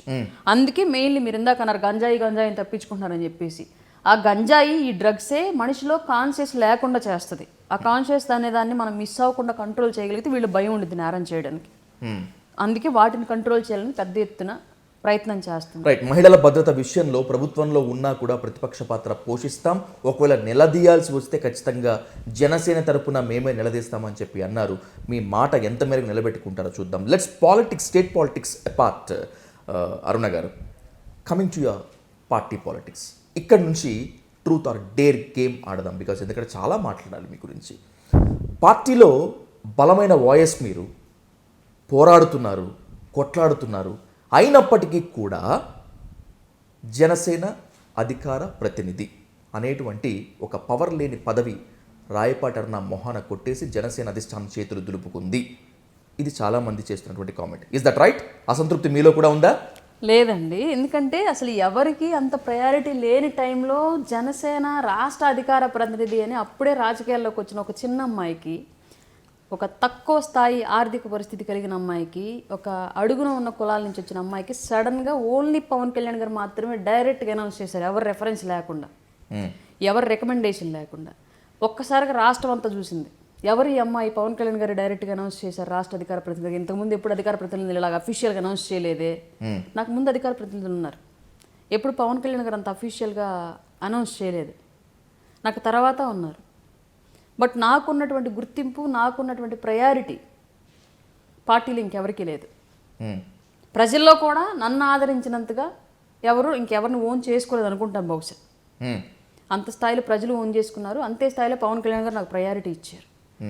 ఒక ఏదో పదవి ఇసిరేసారంటే అది పార్టీ పరంగా నాకు ఇచ్చింది గుడ్ పొజిషన్. మీ పార్టీలో ఉండేటువంటి చాలా మందికి మాత్రమే కాకుండా రాజకీయ విశ్లేషకులకు, మేధావులకు కూడా అర్థం కానటువంటి ప్రశ్న ఒకటే అరుణ గారు, you have no caste background, low community నుంచి వచ్చారు, ఇంటర్ క్యాస్ట్ మ్యారేజ్ చేసుకున్నారు, కష్టాల కడగండ్లను దాటి అత్యంత పేదరికాన్ని అనుభవించి ఈ పొజిషన్లోకి వచ్చారు. ఇంకా చెప్పాలంటే మిగతా వాళ్ళతో పోల్చుకుంటే కూడా మీ ఆర్థిక స్థితి ఇప్పుడేమంత పెద్ద స్థితిమంతులైనటువంటి వాళ్ళు కూడా కాదు. కులం లేదు, మతం లేదు, ఆర్థిక అండదండ లేదు, పార్టీలో ఇంకెవరి సపోర్టు కూడా లేదు. అయినా కూడా మీకు రాష్ట్ర అధికార ప్రతినిధి ఏకంగా పవన్ కళ్యాణే అనౌన్స్ చేయటం అనేటువంటిది ఎలా సాధ్యమైంది అసలు? పవన్ కళ్యాణ్ గారు పార్టీ పెట్టినప్పుడు ఒక మాట అన్నారు, మీకు గుర్తుందో లేదో నాకు తెలీదు, రబ్బర్ చెప్పులు వేసుకునే వాళ్ళు రాజకీయాల్లోకి రావాలి, అట్లాంటి వాళ్ళు వచ్చినప్పుడు వ్యవస్థలో మార్పు అనేది సాధ్యమని. మీరు అన్నారు ఇందాక నాకు కులం లేదు, డబ్బు లేదు, బ్యాక్గ్రౌండ్ లేదు, బట్ ఇవన్నీ లేకపోయినా పవన్ కళ్యాణ్ గారు ఉన్నారు నా వెనకాల. పవన్ కళ్యాణ్ గారు రాజకీయాల్లో ఉన్నారు. ఆ పవన్ కళ్యాణ్ గారు ఎలా ఉన్నారు అనేటువంటిది కదా చాలా మందికి ప్రశ్న. 100% నాలాంటి వాళ్ళ వెనకాల పవన్ కళ్యాణ్ గారే ఉంటారు. పవన్ కళ్యాణ్ గారు మాత్రమే నాలాంటి వాళ్ళ వెనకాల ఉండగలరు. మిగతా ఇంకెవరైనా సరే వాళ్ళు మళ్ళీ క్యాస్ట్ చూడొచ్చు, ఇలా ఎన్నో రీజన్స్ ఉంటాయి. బట్ పవన్ కళ్యాణ్ గారికి మాత్రమే వ్యవస్థలో మార్పు అనేది తేవాలి అనేటువంటి ఒక దృఢమైన నిర్ణయం ఉంది. ఓకే, అట్లాంటి ఆ వ్యక్తికి నాలాంటి జెన్యూన్ పర్సన్స్, ఫైటర్స్ వాళ్ళ వ్యవస్థకు అవసరం కాబట్టి నాలాంటి వాళ్ళని పిక్ చేయడం ఆయన ఎప్పుడు ముందుంటాడు. పార్టీలో చాలామంది వాళ్ళ పెద్ద స్థాయిలో పార్టీలో ఉన్నాం అనుకునే వాళ్ళు కూడా పార్టీలోకి రాకముందు వాళ్ళ స్థాయి నాకన్నా చిన్నదే. పార్టీలోకి వచ్చాక వాళ్ళు ఎదిగిన విధానం వల్ల పెద్దోళ్ళు అయి ఉండొచ్చు బహుశా, నాకు తెలియదు. చిన్నవాళ్ళందరినీ చారదీస్తున్న వ్యక్తి పవన్ కళ్యాణ్ గారు. అందులో భాగంగా నన్ను కూడా చారదీశారు. నేనంటే ఇంకొంచెం స్పెషల్ ప్రయారిటీ ఇస్తారని చెప్పుకోవడంలో నాకు ఎలాంటి సందేహం లేదు. ఎందుకంటే నాకు ఏ ఇష్యూ వచ్చినా నా వెనకాల నిలబడింది ఆయనే. వైసీపీతో డిస్టర్బెన్స్ వచ్చినప్పుడు నా వెనకాల నిలబడింది ఆయనే. సొంత పార్టీతో డిస్టర్బెన్స్ వచ్చినప్పుడు నా వెనకాల నిలబడింది ఆయనే. నేను ఇబ్బందుల్లో ఉన్నప్పుడు నా వెనకాల నిలబడింది ఆయనే. ఆయన ఏ విధంగా సపోర్ట్ ఉన్నాడు అనేది పెద్దగా బయటకు కనిపించకపోవచ్చు, బట్ నాకు తెలుసు అది నాకు సపోర్ట్ ఉన్నాడు అన్న విషయం నాకు తెలుసు. కొన్ని విషయాలు బయటకు చెప్పలేము, ఎందుకంటే కాంపిటీషన్ ఉంటుంది రాజకీయాలు, ఎప్పుడైనా ఒకటి గుర్తుపెట్టుకోండి. రాజకీయాల్లో రాయపాటి అరుణకి సమస్య వస్తే పవన్ కళ్యాణ్ గారు వచ్చి స్పందించారా, మరి మిగతా వాళ్ళు మాకు వచ్చింది మాకు ఎందుకు స్పందించలేదు అనే క్వశ్చన్ వస్తుంది. అందరికీ స్పందించడం అవ్వదు కదండి, అందరికీ అధ్యక్షుడు అందుబాటులో ఉండడం అవ్వదు ఏ రాజకీయ పార్టీలో కూడా. కొందరికి మాత్రమే, కొన్ని సందర్భాల్లో మాత్రం, అది కూడా అన్ని సందర్భాల్లో కాదు. నాకు ఎదురైనటువంటి ప్రతి సందర్భంలో ఆయన తోడున్నాడు. జనసేనలో మహిళా విభాగం ఉంది, దానికి వీర మహిళలు అని పేరు పెట్టుకున్నారు. చాలామంది వీర మహిళలుగా పదవులు ఉన్నాయి, వాళ్ళకి ఒక పొజిషన్స్ ఉన్నాయి. చాలామంది మీ విషయంలో చేస్తున్నటువంటి ఆర్గ్యుమెంట్ ఏంటి అంటే, వీర మహిళలు ఎంతమంది ఉన్నారు, వాళ్ళల్లో లేనిది రాయపాటి అరుణలో ఏముంది, వాళ్లకు దక్కినటువంటి పవన్ కళ్యాణ్ గారి ప్రిఫరెన్స్ రాయపాటి అరుణకి ఎందుకు దక్కింది, అసలు ఏముంది దీని వెనకాల అనేటువంటిది తెలియదండి నాకు ఇప్పుడు కూడా ఆన్సర్ తెలియదు. ఈ క్వశ్చన్ ఉందని అంటే కొంత జలసీ ఉంటుంది రాజకీయాలు, ఎవరైనా సరే ముందుకెళ్తున్నారంటే వెనకాల ఉన్న వాళ్ళకి అట్లాంటి జలసీ నా మీద ఉండిద్ది అని తెలుసు. కానీ పవన్ కళ్యాణ్ గారు ఆ అమ్మాయికి ఎందుకు ప్రయారిటీ ఇవ్వాలి అన్న క్వశ్చన్ కళ్యాణ్ గారి దాకా కూడా వెళ్ళిందన్న విషయం నాకు తెలుసు. చెప్పారు నాకు అప్పట్లో కొందరు, కళ్యాణ్ గారిని ఆ అమ్మాయికి మీరు పదే పదే ప్రయారిటీ ఇస్తుంటే మిగతా వాళ్ళు ఫీల్ అవుతున్నారండి అని చెప్పారని, కొన్ని ప్రసంగాలు ఆయన పదే పదే నా పేరు తెచ్చారని చెప్పేసి ఆయన్ని కొంచెం మిగతా మహిళలు, మిగతా వీర మహిళలు ఎవరో మాట్లాడరా, మీరు మాట్లాడనివ్వరా? నాకేం సంబంధం లేదండి, వాళ్ళు ఎందుకు మాట్లాడారన్నది నాకు తెలియదు. ఎవరి ప్లాట్ఫామ్ వాళ్ళది, నా ప్లాట్ఫామ్ నాది, వాళ్ళ ప్లాట్ఫామ్ వాళ్ళది. వాళ్ళని ఎందుకు నేను మాట్లాడనివ్వకుండా ఉంటాను, సమస్య లేదు కదా. ఫస్ట్ది రాజకీయాల్లో తొక్కేయటం కామన్ కదా, నేనేం తొక్కుతానండి, నాకు అసలు ఏమన్నా అంత తొక్కేంత సీన్ లేదా మీకు? లేదండి, ఇవన్నీ ఉత్తమ మాటలు. నేను అసలు కింది స్థాయి కార్యకర్తను కూడా ఎప్పుడు డిక్టేట్ చేయను, నాకు అసలు అంత సీన్ లేదు. మెయిన్ ఓపెన్గా చెప్తున్నాను మీకు ఆ విషయం. నా పని ఏంటో నేనేంటో తప్ప నాకు రెండో తెలియదండి. టీవీ డిబేట్ వచ్చిందా మాట్లాడతా, లేదు ఏదన్నా ఒక సమస్య మీద స్పందించాలి దాని మీద డిబేట్ జరగట్లేదా సెల్ఫీ వీడియో చేస్తా, లేదన్నా ఒక ప్రభుత్వాన్ని ఒక పోస్ట్ ద్వారా విమర్శించాలా సోషల్ మీడియాలో ఫైట్ చేస్తా, లేదు ఒక ఊర్లో అభిమానులు ఉన్నారు కానీ బయటికి రావట్లేదు వాళ్ళని బయటికి తీసుకురావాలా, ఆ ఊర్లో కార్యక్రమం అరేంజ్ చేయండి అని చెప్పేసి వెళ్ళిపోతా, మాట్లాడతా నలుగురిలో 4 రకాలుగా. 10 మంది పెద్దలు ఉన్న చోట పార్టీకి రావడానికి ఇంట్రెస్ట్గా ఉన్నారు, బట్ అక్కడ ఉన్న స్థానిక నాయకత్వం వాళ్ళు రాలేకపోతున్నారు, పర్సనల్ మీటింగ్ అరేంజ్ చేయండి వచ్చేస్తానని చెప్తా, 10 మందితో కూర్చొని మాట్లాడతాను. నేను వెళ్ళిన సంగతి కూడా ఎవరికి తెలియదు, నలుగురిని మాట్లాడేసేస్తాను, పార్టీలో ఎవరో ఒకరు నాకు టచ్లో ఉండే పెద్దలతో వాళ్ళని కల్పించేస్తాను, వాళ్ళు చూసేసుకుంటారు, వాళ్ళ ప్లాట్ఫామ్ వాళ్ళు చూసేసుకుంటారు. రాయపాటి అరుణ పార్టీలో ఎవరినో తొక్కే పొజిషన్ రాయపాటి అరుణకు లేదు. ముందు పార్టీలో ఫస్ట్ విషయం చెప్తున్నానేనండి, నాకు వెనకాల బ్యాక్గ్రౌండ్ సపోర్ట్ అనేది కనిపించకుండా సపోర్ట్ చేసే పవన్ కళ్యాణ్ గారు, అలాగే ఏదైనా ఇబ్బందుల్లో ఉంటే వెళ్ళి చెప్పుకోవడానికి ఇది పరిస్థితి అని చెప్పేసి ఎప్పుడు అందుబాటులో ఉండే నాగబాబు గారు, రాజకీయంగా పలానా చోట పలానా తప్పు జరుగుతుంది, దీనివల్ల మనకి నష్టం జరుగుతుంది, ఇది మీ దృష్టికి రావాలి అని చెప్పుకోవడానికి అందుబాటులో ఉండే మనోహర్ గారు, వాళ్ళు ముగ్గురు అందుబాటులో లేనప్పుడు కనీసం ఫోన్ మాట్లాడడానికి అందుబాటులో ఉండే అజయ్ గారు. ఈ 4 పర్సన్స్తో తప్ప నేను ఎవరితో మాట్లాడను పార్టీలో, ఇంకెవరితో మాట్లాడడం అంటే రెగ్యులర్ కమ్యూనికేషన్లో ఎవరితో ఉండను. ఎదురు పడితే బాగున్నారా సార్, బాగున్నారా మేడం, ఇంతే. ఇంక రెండో మాట కూడా అక్కడ నించోని. ఇంకా జనరల్గా నేను కొంచెం అది చెప్తే మీకు నవ్వుగా ఉంటుంది, నేను జనరల్గా ఇంట్రోవర్ట్ని. అవునా? నిజంగా ఇంట్రోవర్ట్ని. ఇంత విరుచుకుపడే ఇంత మాట్లాడేటువంటి మీరు ఇంట్రోవర్ట్? నాతో చిన్నప్పటి నుంచి ఇప్పుడు కూడా నా ఫ్రెండ్ సర్కిల్లో, నాతో ట్రావెల్ అయ్యేటువంటి పొలిటికల్ సర్కిల్లో కూడా అరుణ అంటే ఇంట్రోవర్ట్. తను నలుగురితో తొందరగా కలవదు, తనతో కలిసిన వాళ్ళతో మాత్రమే బాగా మాట్లాడిద్ది, మైక్ ఉంటే తప్ప అసలు నోరే తెరవదు అనేది అందరికీ తెలుసు. బట్ నన్ను దూరంగా చూసే వాళ్ళకి ఏంటంటే అది యారగెన్సీగా కనిపించింది. ఆ అమ్మాయి ఏందండి పొగరగా కూర్చునిద్ది, మాట్లాడదు, ఆమె వచ్చిద్ది వెళ్ళిద్ది ప్రోగ్రామ్ చూసుకొని, ఇట్లా మాట్లాడే వాళ్ళు ఉంటారు. బట్ నేను జనరల్గా ఇంట్రోవర్ట్ని, ఎవరితో మాట్లాడలేను. నాకు ఫ్రెండ్ సర్కిల్ కూడా చాలా తక్కువ ఉంటుంది. రాజకీయాల్లో అవి సాధ్యం కాదు కదా, మహిళలు అన్న తర్వాత కలుపుగోలుతనం ఎక్కువగా ఉండాలంటారు, పదవిలో ఎదగాలంటే కనుక మాట్లాడాలి, ఎక్కువగా పరిచయాలు పెంచుకోవాలి అంటూ ఉంటారు. మరి మీరు ఇట్లా ఉంటే పార్టీలో ఎదగడం కానీ రాజకీయాల్లో మీరు అనుకున్న పొజిషన్కి కనుక వెళ్ళటం సాధ్యం కాదనుకుంటాను. అవసరం ఉన్న వరకు పరిచయం పెంచుకుంటా. ఒక వ్యక్తితో మనకి పని ఉన్నప్పుడు వెళ్ళి మీరు నాకు ఈ పని చేయాలండి అని మాట్లాడడం వేరు, ఆ వ్యక్తితో పనులు చేయించుకోవడానికే పదే పదే మాట్లాడడం వేరు. ఒక వ్యక్తితో మీరు నేను ఉన్నామండి సపోజ్, ఒక పని గురించి జస్ట్ మనం ఎంతసేపు మాట్లాడగలం, ఆ పని అయ్యేంత వరకు. దాని తర్వాత మళ్ళీ కన్వర్జేషన్ చేయాలంటే ఏం టాకింగ్ మీతో నేను స్టార్ట్ చేయాలి, మీ ఫ్యామిలీ ఏంటి, మీరేంటి, మీ పర్సనల్ లైఫ్ ఏంటి, నేనేంటి, నా పరిస్థితి ఏంటి, నా పొజిషన్ ఏంటి, మీకు నాకు ఏంటి, ఈ కన్వర్జేషన్ స్టార్ట్ అవుతుంది. అది నాకు ఇష్టం ఉండదు. ఎందుకంటే ఒక ఇద్దరు మేల్ పర్సన్స్ మధ్య ఫ్రెండ్షిప్ బాగానే ఉంటుంది, చూసే వాళ్ళకి కూడా సొసైటీకి చెప్పుకోవడానికి. ఇద్దరు ఫీమేల్ పర్సన్స్ మధ్య ఫ్రెండ్షిప్ బాగానే ఉంటుంది. బట్ ఒక మేలు ఒక ఫీమేల్ మధ్య ఫ్రెండ్షిప్ని క్లోజర్గా వెళ్ళినప్పుడు యాక్సెప్ట్ చేసే సొసైటీ మనది కాదు. వాళ్ళ మధ్య ఎలాంటి తప్పు లేకపోయినప్పటికీ కూడా తప్పుగా చూసే సమాజంలో మనం ఉన్నాం. రాజకీయాల్లో ఇది ఇంకా ఎక్కువగా ఇంకా ఉంటుంది. ఎక్కువ ఉంటుంది. అట్లాంటప్పుడు నేను ఒక వ్యక్తితో నాకు అవసరం లేకపోయినప్పటికీ కూడా ఓవర్గా మాట్లాడుతున్నానంటే అవతల వాళ్ళ మైండ్ సెట్లో అయినా తప్పు ఉండొచ్చు, అతన్ని నన్ను చూస్తున్న వాళ్ళ మైండ్ సెట్లో అయినా తప్పు కలగచ్చు. దానికి అవకాశం ఇవ్వకూడదు అనుకుని నేను నా పని ఎంతవరకు అంతవరకే మాట్లాడతాను. ఎవరైనా కార్యకర్తలు మాకు మీ సపోర్ట్ కావాలని ఇట్లా జరుగుతుందంటే మాట్లాడతా, ఫోన్ చేస్తాను, వాళ్ళకి చేయాల్సిన సపోర్ట్ నేను చేస్తాను. ఎవరైనా నాయకులు ఇట్లా ఉందండి పొజిషన్, మాకు పలానా వాళ్ళ అపాయింట్మెంట్ కావాలి, లేదంటే పలానా చోట మీ సపోర్ట్ కావాలి చేస్తా, అంతే తప్ప వాళ్ళని తొక్కేసి వీళ్ళని ఏముంది. నాకు అసలు ఎక్కడ ఉందండి స్కోప్ తొక్కడానికి? నేను జస్ట్ అధికార ప్రతినిధి. ఈవెన్ ఒక మండలాధ్యక్షురాలను కాదు, ఒక నియోజకవర్గానికి ఇన్ఛార్జిని కాదు, ఒక జిల్లాకి ఇన్ఛార్జిని కాదు, ఈవెన్ స్టేట్ క్యాడర్లో పొలిటికల్ బాడీలో కూడా లేను నేను ఓన్లీ మీడియా బాడీలో ఉన్నా. రాయపోట అన్న ఎలా తక్కువగలుగుతుంది మరి ఎవరినన్నా? అది ఎట్లా సాధ్యం అవుతుంది అసలు? మీరు దుమ్మెత్తి పోసింది, మీరు నిలదీసింది, కడిగేసింది ఎక్కువ వైసీపీ నుంచి మీకు ప్రత్యర్థులు, విమర్శకులు, లేకపోతే మీ మీద మీ క్యారెక్టర్ని అసోసియేషన్ చేసేటువంటి వాళ్ళు ఉన్నారు అంటే అనుకోవచ్చు అరుణ గారు. But the saddest thing is మీకు అత్యంత శత్రువులు, మీ మీద ఎక్కువగా జలసి ఉండేటువంటి వాళ్ళు, మీ క్యారెక్టర్ని అసాసినేషన్ చేసి మిమ్మల్ని నడి రోడ్డుకి ఈడ్చిన వారు, ఈడ్చాలని ప్రయత్నించిన వాళ్ళు మీ పార్టీలోనే, జనసేనలోనే ఉన్నారు. ఏంటిది? అంటే ఇదే ఆధిపత్య పోరు అంటారేమో. బహుశా ఆధిపత్య పోరు అవ్వచ్చు, లేదంటే ఎదుటివాడి ఎదుగుదలను ఓర్చుకోలేకపోవడం అనొచ్చు. ఏదో ఒక మనిషి మన స్థాయి దాటి వెళ్ళిపోతుంది, మనం కనిపించట్లా వాళ్ళే కనిపిస్తున్నారు అనుకున్నప్పుడు ఒక బ్లాక్ మార్క్ వేసేస్తే సొసైటీ వాళ్ళని ఆ స్థాయిలో ఎంకరేజ్ చేయదు. ఆ బ్లాక్ మార్క్ వేయడానికి ట్రై చేశారు నాకు బాగా. ఓకే, దీనికి మీకు ఒక ఎగ్జాంపుల్ చెప్తాను నేను. శ్రీరెడ్డి నా మీద ఒక వీడియో చేసింది, మీకు ఐడియా ఉంది? Exactly, 3 పెళ్ళిళ్ళని 4 పెళ్ళిళ్ళని ఒక వీడియో చేసింది.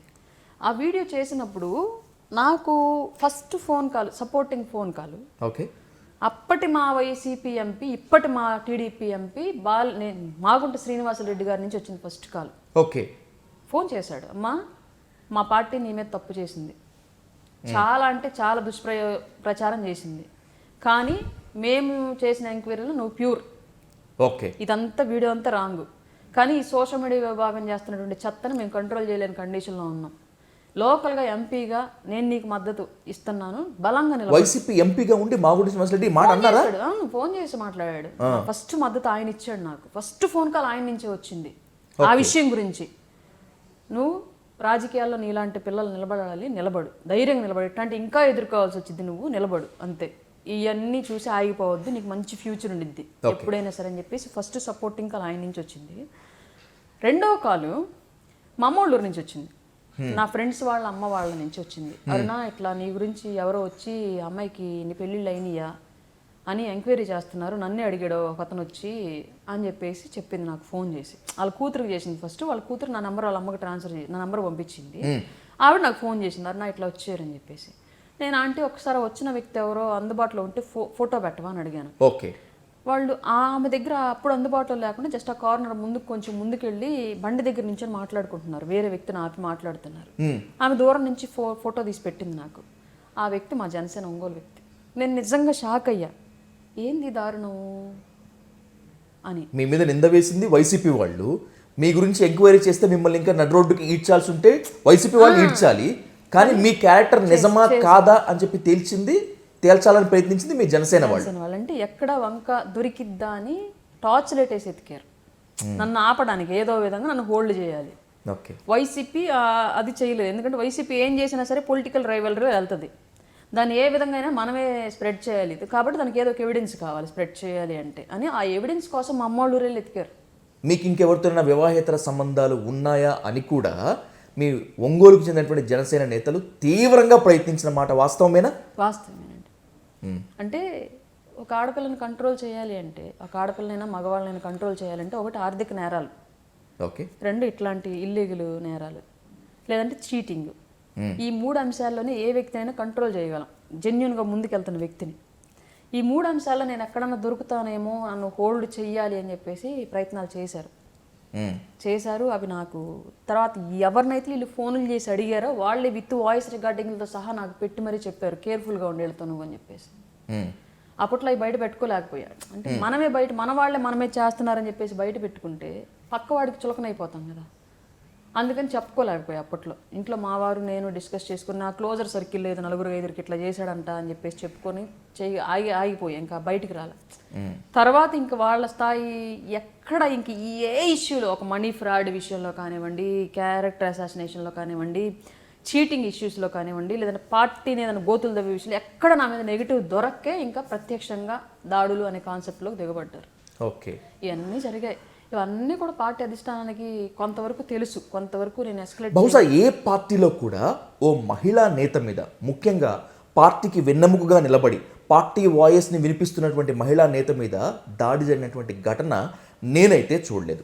కానీ జనసేన రాష్ట్ర అధికార ప్రతినిధిగా ఉన్నటువంటి మీ మీద చాలా దారుణమైనటువంటి దాడి జరిగింది. పిడిగుద్దులు గుద్దారు, నోటికి మాట్లాడలేనటువంటి బూతులతో తిట్టారు. ఇది చేసింది మీ జనసేన, మీ ఒంగోలు నేత రియాజ్ అనుచరులే.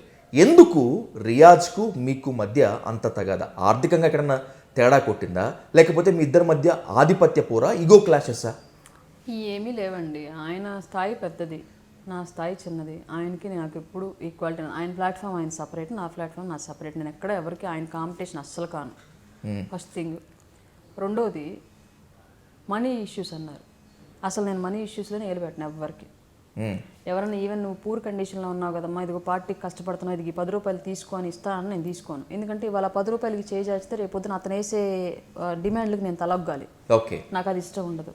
రెండోది, ఈ 10 రూపాయలు ఇచ్చా అన్న విషయం 100 మందికి చెప్తాడు. 100 మంది వాయిస్లు, 100 మంది ఆలోచనలు ఒకేలా ఉండవు.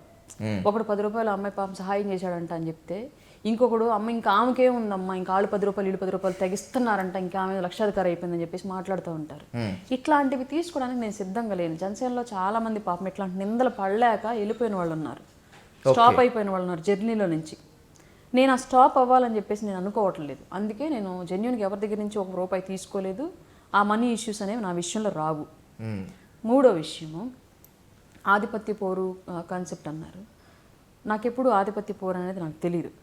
మీరు వచ్చి నాకు మాట చెప్తే నేను వింటా. ఓకే, దాని గురించి ఎలా సాల్వ్ చేయాలని ఆలోచిస్తా, అంతే తప్ప అంతకుమించి ఇంకేమీ ఉండదు. ప్రజలు నన్ను ఓన్ చేసుకున్న విషయానికి, ప్రజలు నాతో వచ్చి ఫోటోలు దిగే విషయానికి, ప్రజలు నాకు వచ్చి చెప్పుకునే అంశాలకి, ప్రజలు నన్ను పిలిచి కూర్చోబెట్టుకొని నా గురించి మాట్లాడే అంశాలకి నేను బాధ్యురాలను కాదు.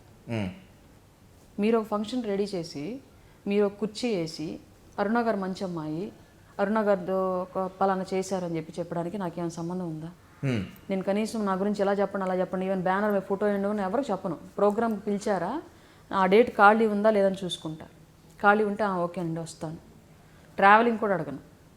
వాళ్ళు పెడితే సరే ఉంది, లేదంటే నా డబ్బులు పెట్టుకుని నేను వెళ్ళిపోతాను. కాబట్టి ఇట్లాంటివన్నీ ఏం నడవవు. రెండోది, ఇంకోటి మీరు పర్టికులర్గా ఎందుకు ఆయన అని మీరు పేరు మెన్షన్ చేయడానికి, నేను చెప్పడానికి కారణం ఏంటంటే, నేను ఇంకా ఎలాబొరేట్గా అడుగుతాను అరుణ గారు, నిజం చెప్పండి. మీ మీద 2023 సెప్టెంబర్ నెలలో నాకు తెలిసి దాడి జరిగింది. మీ మీద మాత్రమే కాకుండా మీ పక్కన ఉండేటువంటి చరణ్ అనేటువంటి ఒక పిల్లాడు మీద జరిగింది. ఓ మండలంలో జనసేన జెండా దిమ్మె ఓపెనింగ్ ఉంది రండి అంటే మీరు అక్కడికి వెళ్ళారు.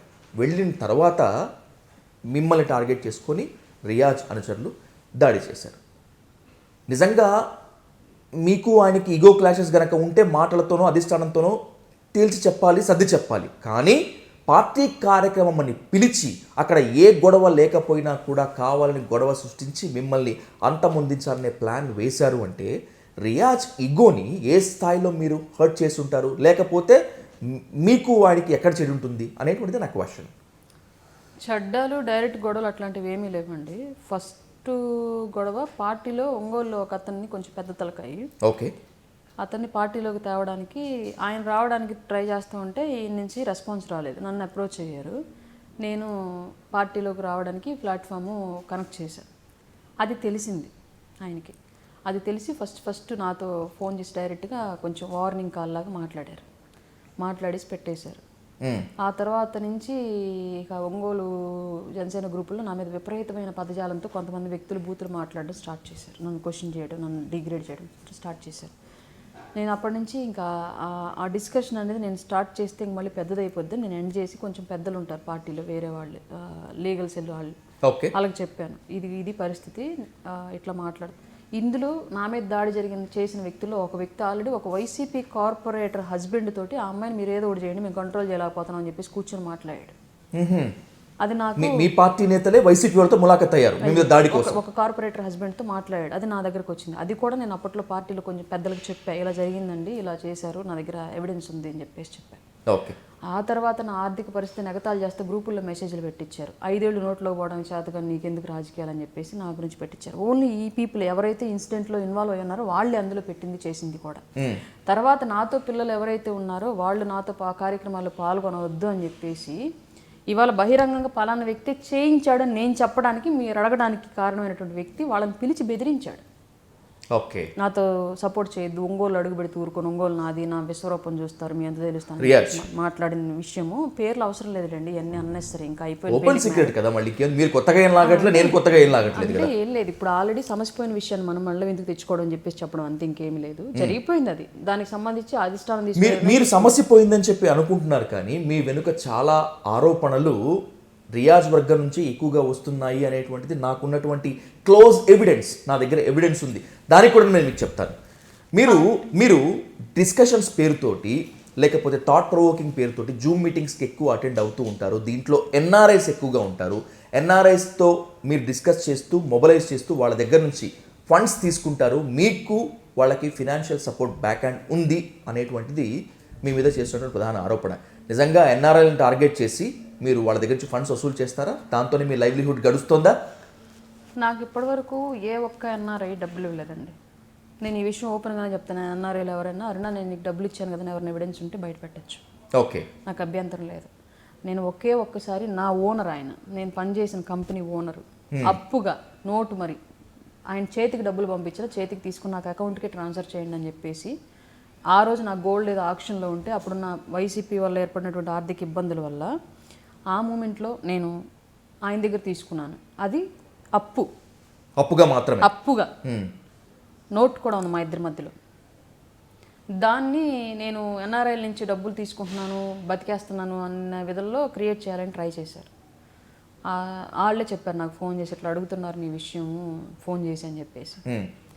నేనేం మాట్లాడలేదు, ఒకటే చెప్పా, సార్ మీరు చెప్పండి నిజంగా నేను మీ దగ్గర ఊరికి తీసుకున్నాను డబ్బులు, పోనీ మీకు సర్కిల్ టచ్లో ఉంటుంది కదా, ఎవరైనా మీరు నాకు ఇచ్చారని చెప్పారా? లేదు, ఎవరు చేసుకో. ఓపెన్గా నేను ఆ రోజు అనేసాను. నేను వేరే సందర్భాల్లో కూడా చెప్పాను, నాకు పార్టీ సైడ్ నుంచి పార్టీ పేరు చెప్పి ఎవరో పైసా ఇవ్వట్లా, ఎవరైనా ఇస్తామన్నా నా మీద జాలిపడి నేను తీసుకోవట్లా. కారణం ఓన్లీ రేపొద్దున నా మీద అది నింద అయ్యి నేను ఈ పార్టీలో పనిచేయకుండా ఆగిపోకూడదు. ఓకే, ఆగిపోకుండా ఉండేటువంటి ప్రతిబంధకాలు ఏవైతే ఉంటున్నాయో వాటన్నింటినీ అవాయిడ్ చేసుకుంటూ నేను వస్తున్నా. మేబీ నేను ఫైనాన్షియల్గా స్ట్రగుల్ అయితే అవుతూ ఉండొచ్చు, కొద్ది రోజులు ఉంటుంది స్ట్రగుల్, లైఫ్ లాంగ్ అయితే ఉండదు. నాకు తెలిసి నా గురించి నాకు నమ్మకం ఉంది, నేను కష్టపడే తత్వం నాది, అక్కడే నేను సెటిల్ అవ్వగలను. బట్ ఇప్పుడు తీసుకుంటే ప్రాథమిక దశలోనే పార్టీకి పనిచేయడానికి ప్రతిబంధకాలు ఏర్పడే పరిస్థితిని ఈ బ్యాచ్, ఇట్లాంటి బ్యాచ్ అంతా క్రియేట్ చేస్తారు, అది ఏ స్థాయిలో అయినా సరే. అట్లాంటి అవకాశం ఎదుటి వాళ్ళకి ఇవ్వకూడదని నేను ఎప్పుడు ఒక్క రూపాయి ఎవరి దగ్గర నుంచి తాకల. నేను ఎంత ఇబ్బందుల్లో ఉన్నా సరే ఎవరినైనా పని అడుగుతా తప్ప పైసా అడగను డబ్బులు. పని అడుగుతా లిటరల్గా, ఏదైనా వర్క్ చేస్తే నాకు ఆదాయం వస్తుంది. దాని గురించి నేను ఎవరికి తలంచుకోవాల్సిన అవసరం లేదు. మీరు సివిల్ సెటిల్మెంట్స్లో తలదూర్చుతారు, ఇంటి దగ్గర మొగుడు పడాల పంచాయతీలు తీరుస్తారు, సివిల్ సెటిల్మెంట్లో వాటిలో వీటిలో తలదూర్చి పైసలు తీసుకుంటారు అనేటువంటిది ఒక ఆరోపణ. నిజంగా అలాంటి సెటిల్మెంట్లు ఏమన్నా చేశారా, లేకపోతే ఇది కూడా మీ మీద కావాలని ఆరోపణేనా? సివిల్ సెటిల్మెంట్ ఏంటి నాకు తెలియదండి అసలు. మొగుడు పెళ్ళాల పంచాయతీలు అయితే కొంచెం నేను చేయగలిగేది, ఏదైనా అవతల వాళ్ళకి బుద్ధి చెప్పి యువతల వాళ్ళకి బుద్ధి చెప్పి కాపురాలు సెట్ చేసే పని అయితే చేస్తా. చేతికి పని చెప్తారా? చేతికి పని చెప్పను. వాళ్ళు బాగా మూడు పిల్లలతో అనుకుంటే మనకేం ఇస్తారండి, మీరు మరీ దారుణంగా చెప్పడం. నేనన్నది అవతల వాళ్ళకి బుద్ధి చెప్పడానికి చేతికి పని చెప్తారా అంటున్నాను. అవసరమైతే ఒక దెబ్బ కొడతారా? కొన్ని సందర్భాలు జరుగుతుందండి అది. అంటే మా కమ్యూనిటీ వరకు, మిగతా వాళ్ళలో అయితే ఓన్లీ పోలీసులు సపోర్ట్ తీసుకొని చేసేస్తాను తప్ప, మా కమ్యూనిటీ వరకు అంటే కొంచెం తాగు ఎక్కువ ఉంటారు మా వాళ్ళు. ఆ తాగుడు వల్లే మా కమ్యూనిటీలో ఫ్యామిలీలో ప్రాబ్లమ్స్ అనేవి ఎక్కువ ఉంటాయి. ఆ టైంలో మనం చెప్పిన వాళ్ళు వినిపించుకునే పరిస్థితిలో ఉండరు, అప్పుడు పీకుతావు ఒకటి కన్ఫామ్గా. వాళ్ళు దానికి సపోర్ట్గానే ఉంటారు, వేసింది ఇలా దెబ్బ ముందు దారికి వచ్చాడు కదా అనే కాన్సెప్ట్లో ఉంటారు. అట్లాంటివి చేస్తే ఈ సివిల్ ఇవన్నీ నాకు తెలియదండి అసలు. నేను చెప్తే ఎవడంటాడండి పోయి అక్కడ, మీరు మరి నాకు తెలిస్తే ముందు నేను చేయడానికి, అసలు నాకు తెలియదు అవేమి. ఒకవేళ నాకు తెలియదు ఏదైనా సమస్య, దీన్ని సపోర్ట్ చేయాలి మనం అనిపించింది ఏదైనా ఉంటే డిపార్ట్మెంట్ వాళ్ళనో లేదంటే లీగల్ టీమ్లో కన్సల్ట్ అయ్యి. జనసేనలో ఎలాగా మీకు ఫైర్ బ్రాండ్ అనేటువంటి ట్యాగ్ ఉంది కాబట్టి ఆ ఫైర్ బ్రాండ్ ట్యాగ్ బయట ఎక్కడన్నా వినియోగిస్తున్నారేమో అనేటువంటిది ఒక డౌట్ అన్నమాట. లేదండి, నాకు ఎక్కడ ఎలా ఉండాలనేది ఒక కాన్షియస్ ఉంటుంది. అతి సర్వత్ర వర్జేత అనేది నేను బలంగా నమ్ముతా. నీకు గౌరవం ఇచ్చారు అంటే నీకు ఇచ్చిన గౌరవాన్ని అట్లాగే కాపాడుకోవడం నీ బాధ్యత అది మిస్యూజ్ చేసుకుంటే తర్వాత నిన్ను ఎవడు కన్సిడర్ చేయడు. ఓకే, ఆ మిస్యూజ్ అనేది ఎక్కడ అవ్వనివ్వను నేను. కాళ్ళు నేల మీదే ఉన్నాయి, ఆలోచనలు బుర్రలోనే ఉన్నాయి. ఆకాశానికి వెళ్ళలేదు, కాళ్ళు గాల్లోకి లేగలేదు ఈ రోజుకి కూడా. ఓకే, నేను నడిచే నేలని, నేను నిలబడ్డ ప్లాట్ఫామ్ని ఏ రోజు మర్చిపోను. మీ సొంత పార్టీలోనే అంటే జనసేనలోనే మిమ్మల్ని తొక్కేసేందుకు చాలా ప్రయత్నాలు జరుగుతున్నాయి. మెంబర్షిప్ కూడా మీ చేతికి ఇవ్వనటువంటి సిచ్యువేషన్. దాంట్లో కూడా నాకు తెలిసి మీరు ఆఫీస్కి వచ్చి పోరాడితేనే మీకు మెంబర్షిప్ లింక్ త్రూ నాగబాబు ద్వారా వచ్చినట్టు విన్నాను. సరే, అది నిజమా కాదా అనేటువంటి తీసి పక్కన పెట్టేస్తే అరుణ గారు, రాష్ట్ర అధికార ప్రతినిధికే ఆ పదవికే రాయపాటి అరుణాన్ని పరిమితం చేయాలనేటువంటి కుట్ర ఏదన్నా ఉందా, లేకపోతే పైకి ఎదుగుతారు అసలు? పవన్ కళ్యాణ్ గారు అనే వ్యక్తి నా వెనకాల ఉన్నన్ని రోజులు, ఆయన నాలాంటి వాళ్ళకి సపోర్ట్ ఇస్తానని రోజులు, నేను నిజాయితీగా పార్టీ కోసం నిలబడ్డని రోజులు, అంటే మళ్ళీ నాలో కనుక నా థాట్స్ పొల్యూట్ అయితే మళ్ళీ నా వెనకాల ఎవరు నిలబడరు, అది ష్యూర్. కార్యకర్తలు నిలబడరు, అధ్యక్షుడు నిలబడ్డు. ఇవాళ నాకున్న ఏకైక బలం, ఒకవైపు అధ్యక్షులు వారైతే రెండో వైపు కార్యకర్తలు. నేను ఎప్పుడైతే పొల్యూట్ అవుతానో వీళ్ళిద్దరు నా వైపు ఉండరు. సో నేను నా థాట్స్ అనేవి పొల్యూట్ అవ్వకుండా నేను పార్టీ కోసం కష్టపడ్డన్ని రోజులు నన్ను తొక్కేయడాలు, ఆపేయడాలు ఇవన్నీ ఏముండవు. నేను పార్టీ కోసమే పనిచేస్తున్నాను. నన్ను ఏ స్థాయికి తీసుకెళ్ళాలి, ఎక్కడ నా స్థాయి క్రియేట్ చేయాలన్నది పవన్ కళ్యాణ్ గారి ఇష్టం. ఆయన నా కోసం ఆలోచించినన్ని రోజులు, నేను జెన్యూన్గా పనిచేస్తున్నన్ని రోజులు ఎవరో ఊహించే ఏమీ జరగవు. మీరు చెప్తున్నారు ఓకే, హార్ట్ఫుల్గా నిజంగా పవన్ కళ్యాణ్ గారు కానీ, నాగేంద్ర బాబు గారు కానీ, లేకపోతే మిగతా కొంతమంది కానీ నిజంగా మీకు హార్ట్ఫుల్గా సపోర్ట్ చేస్తున్నారా? రేపు మీ ఉన్నతిలో వాళ్ళు తోడ్పడతారన్న నమ్మకం మీకుందా? ఇప్పుడు మీకే చెప్తున్నాను, ఇది ఇప్పటివరకు ఎవరికి చెప్పలేదు. నాకు డైరెక్ట్గా నాగబాబు గారే నామినేటెడ్ పోస్టులు ఇచ్చే లిస్టులో నువ్వు ఫస్ట్లోనే ఉంటావు, నువ్వు అసలు వాళ్ళు ఇలా అంటున్నారు, వీళ్ళు అలా అంటున్నారు, నిన్ను ఇబ్బంది పెడుతున్నారు లోకల్గా అని చెప్పేసి ఏమి మైండ్లో పెట్టుకోకు, నీకు మేము ఉన్నాం, నీ పని నువ్వు చేసుకో పార్టీ కోసం అని డైరెక్ట్గా భరోసా ఇచ్చారు. ఇటీవల కాలంలో మీరు టీడీపీ మంత్రులని అదే పనిగా కలుస్తున్నారు. కొంత పని మీదనో లేకపోతే పని లేకనో మీరు విపరీతంగా కలుస్తున్నారనేటువంటి చర్చ మీ మీద బలంగా నడుస్తుంది. జనసేనలో రాయపాటి అరుణకి ప్రాధాన్యత తగ్గిపోయింది. పవన్ కళ్యాణ్, నాగేంద్ర బాబు కూడా పక్కన పెట్టేశారు. పదవులు వస్తాయో రావో తెలియదు కాబట్టే టీడీపీ మంత్రులని రాయపాటి అరుణ అదే పనిగా కలుస్తున్నారు. పైరవీలు చేయించుకోవటానిక, లేకపోతే మరి ఇంకేదన్నా పని మీద ఎందుకు మీరు టీడీపీ మంత్రులను కలవాల్సి వస్తుంది? ఇప్పటి వరకు నేను ఒక్క నాగబాబు గారికి, మనోహర్ గారికి మాత్రమే చెప్పాను, నేను ప్రభుత్వంలో ఏదో ఒక బాధ్యత చేయడానికి సిద్ధంగా ఉన్నాను, మీరు అవకాశం కల్పిస్తే చేస్తాను, అడగందే అమ్మాయినా పెట్టదంటారు కాబట్టి అడుగుతున్నాను అంతే, లేదంటే మీరు చెప్పక నేను మిమ్మల్ని అడగకుండానే చూస్తూ ఉందును. కానీ ఏదో ఒక సందర్భంలో ఆ అమ్మాయి అడగలేదు కదా అని అడిగేవాళ్ళ ప్రెషర్ వల్ల మీరు నన్ను స్కిప్ చేయొచ్చేమో నాకు తెలియదు, అందువల్లే మిమ్మల్ని అడుగుతున్నాను. నేను క్లియర్గా వాళ్ళిద్దరిని మాత్రమే నేను అడిగా ఇప్పటివరకు. ఓకే, ఇంకెవ్వరికీ చెప్పలేదు, ఎవరి దగ్గర నాకు అసలు ఆ థాటే రాదు. ఈవెన్ ఇవ్వకపోయినా సరే నాలో ఏ మార్పు ఉండదు. నేను ఎవరైనా పని ఇవ్వమని అడుగుతాను తప్ప పదవి ఇవ్వమని అడగను. ఇంకోటి, ఇప్పుడు నెక్స్ట్ ఇష్యూ, టీడీపీ వాళ్ళని ఎందుకు కలుస్తున్నాను అంటే ఎక్కువ మినిస్టర్లు ఉంది వాళ్ళే. నిజంగా టీడీపీ మంత్రులను మీరు కలిసారా, కలుస్తున్నారా? కలుస్తున్నానండి, ఓకే, కలుస్తున్నాను. అందరినీ కాదు, కేవలం నాకు ఎవరైతే మా పార్టీ నుంచి ఎవరో ఒకళ్ళు ఏదో ఒక ఇష్యూ ఉంది, ఆయన ఒక మాట చెప్తే మీరు చేస్తారు అని చెప్పేసి నా మీద ఉన్న నమ్మకంతో నన్ను అప్రోచ్ అవుతున్నారో వాళ్ళ పని కోసం మాత్రమే అక్కడ కలుస్తున్నాను. హోమ్ మినిస్టర్ అనిత గారితో కొంతమంది ఒక ఇద్దరు ముగ్గురు అప్రోచ్ అయ్యారు ఆవిడతో పనుండి. కొన్ని ఫ్యామిలీ ఇష్యూస్ వల్ల పెద్ద గొడవలు ఎదుర్కొంటున్న వాళ్ళు ఆవిడ చెప్తే, పోలీస్ సపోర్ట్ అక్కడ లేక ఆవిడ చెప్తేనే పని అయ్యిద్ది, వెరిఫై చేయించమని చెప్పేసి, లేదంటే గతంలో వైసీపీ కక్షల వల్ల ఉద్యోగంలో ఇబ్బందులు ఏర్పడిపోయి ఇప్పుడు ఆవిడ చెప్తేనే మనం క్లియర్ అవ్వగలం మాకు ఈ సమస్యలు అనుకున్న వాళ్ళు కొందరు అప్రోచ్ అయితే హోమ్ మినిస్టర్ అనిత గారిని కలిశాను. ఫస్ట్ మీట్ ఏమో విష్ చేయడానికి, అలాగే నేను పెట్టిన కేసులు కొన్ని ఉన్నాయి అప్పట్లో వైసీపీ వాళ్ళ మీద, దాని గురించి కొంచెం ఒకసారి ఎంక్వైరీ చేయండి అని చెప్పేసి చెప్పింది. ఫస్ట్ మీట్ కలిశాను. రెండో మీట్ వచ్చి వేరే వాళ్ళు అప్రోచ్ అయితే వాళ్ళ కోసం కలిశాను. ఓకే, అలాగే ఈ పార్థసారథి గారు కానివ్వండి, కొల్లు రవీంద్ర గారు కానివ్వండి, మినిస్టర్ లోకేష్ గారు కానివ్వండి, మా మినిస్టర్ దుర్గేష్ గారు కానివ్వండి, మా మనోహర్ సార్ కానివ్వండి, వీళ్ళందరినీ కూడా ఎవరో ఒకళ్ళు నా దాకా ఒక పని తెస్తే అది నేను నమ్మి చేయించగలను, వాళ్ళు నన్ను నమ్మి పంపిస్తే నేను వెళ్ళి వాళ్ళని అడిగితే చేస్తారేమో అన్న ఉద్దేశంతోనే వెళ్ళి కలుస్తున్నాను తప్ప టీడీపీ వాళ్ళని నేను ఎప్పుడు పదవి ఇవ్వండి లేదా ఇంకోటి ఇవ్వండి ఎట్టి పరిస్థితులు నేను అడగా. ఇతరులకు హెల్ప్ చేయడం కోసం మాత్రమే మంత్రులు కలుస్తారు తప్పితే పైరవీల కోసమో పదవుల కోసం మాత్రం కాదు. అస్సలు అడగను. నాకు వాళ్ళు ఎందుకు ఇస్తారండి? నేను పనిచేసింది పార్టీ, జనసేన పార్టీ కోసం. నేను నమ్ముతోంది కళ్యాణ్ గారు. అసలు మీరు వాళ్ళని ఎంక్వైరీ చేయండి, పోనీ మిమ్మల్ని ఏమైనా అరుణ వచ్చేమని అడిగిందని చెప్పేసి. మీరు న్యూస్ వాళ్ళు, మీరు మీడియా వాళ్ళు కదా, మీకు టీడీపీలో సర్కిల్ ఉంటుందిగా, మీ సర్కిల్లో ఒకసారి మీరు ఎంక్వైరీ చేయండి, అరుణ ఎప్పుడన్నా తన గురించి ఏమైనా అడిగిందా మిమ్మల్ని, మీ పార్టీ వాళ్ళని అని చెప్పేసి. నేను ఈవెన్ మొన్నటి వరకు కలవను కూడా కలవలేదు. ఓకే, ఫస్ట్ కళ్యాణ్ గారిని కలిసిన తర్వాత ఎవరినైనా కలవాలని చెప్పేసి కళ్యాణ్ గారిని కలిసిన దాకా మా మినిస్టర్ని కూడా కలవాలి నేను. ఫస్ట్ కళ్యాణ్ గారిని క్యాంప్ ఆఫీస్లో ప్రమాణ స్వీకారం రోజు కలిశాను, ఆ తర్వాత మనోహర్ గారిని కలిసా, ఆ తర్వాత దుర్గేష్ గారిని కలిసా, ఆ తర్వాత లోకం మాధవి గారిని కలిసా, ఆ తర్వాత బోలిశెట్టి శ్రీనివాస్ గారిని, వీళ్ళని మా వాళ్ళని, తర్వాత పార్టీ ఆఫీసులో ఇటీవల కలిశాను. ఓకే, ఎవరిని కలవను నేను, ఎందుకంటే నేను ఎవరిని ఏమీ అడగను. నాకు పార్టీ ఏం చేయాలనేది పార్టీ ఇష్టం, నేను పనిచేస్తున్న పార్టీ ఇష్టం, నేను నమ్మిన అధ్యక్షుడు ఇష్టం. వాళ్ళని వీళ్ళని నేను ఎప్పుడు ఏమీ అడగను, పదవుల గురించి నా గురించి నేను అడగను. కానీ పిఆర్ అంటారు, ఏడే ఉందో పర్సనల్ రిలేషన్స్ అనేవి కంపల్సరీ రాజకీయాలు నిలదొక్కోవాలి అంటే. ఇప్పుడు నా చుట్టూ క్యాడర్ ఉంటుంది, లేదా మా జనసేన వాళ్ళే ఉన్నారండి, ఒకరికి ఒక ఇష్యూ వచ్చింది, అది ఆ మినిస్టరో లేదంటే కన్సర్న్ అక్కడ ఉన్నటువంటి టీడీపీ ఎమ్మెల్యేనో ఇన్వాల్వ్ అయితేనే క్లియర్ అవుతుంది. వాళ్ళకి నేనే తెలుసు, మా పార్టీలో ఉన్న వాళ్ళకి పెద్ద తలకాయగా ఇంకెవరు తెలీదు, నేనైతే చేయగలను, నన్ను నమ్మి నన్ను అప్రోచ్ అయ్యారు. నేను ఫర్దర్గా ఎవరిని కాంటాక్ట్ అవ్వాలి?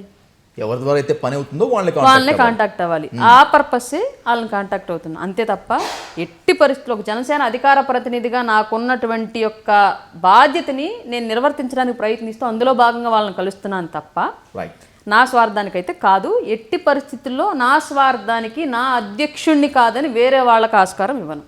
Right, let's conclude with 2 important questions Aruna garu. దీనికి మీరు ఇప్పటివరకు సమాధానం చెప్పారు, దీనికి మాత్రం కుండ బద్దలు కొట్టిన సమాధానం చెప్పాల్సిందే.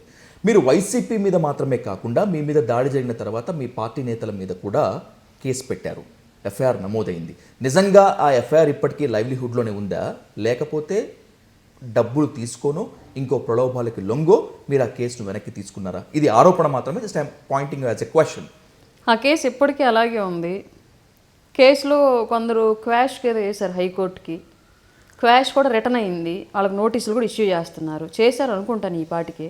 ఓకే, ఆ కేసు నేను వాపస్ తీసుకోను. ఆ వాపస్ తీసుకోవాలి అంటే ఇప్పటి వరకు నా మీద చేసినట్టు దుష్ప్రచారానికి, నా మీద జరిగిన దాడికి ఎలా అయితే బహిరంగంగా నా మీద నిందలేసారో, నా మీద బహిరంగంగా దాడి చేశారో, అదే స్థాయిలో బహిరంగంగా పొరపాటు జరిగింది, అంతర్గతంగా జరిగినటువంటి మిస్టేక్స్ వల్ల ఇలా జరిగింది, దీన్ని మరోసారి జరగకుండా చేసుకుంటామేమో అని చెప్పేసి కనుక చెప్తే, క్షమాపణ లాంటిది ఏదన్నా వివరణ ఇస్తే అప్పుడు తీసుకుంటాను. అప్పుడు అంతే తప్ప ఎట్టి పరిస్థితుల్లో అది వాపస్ తీసుకోను.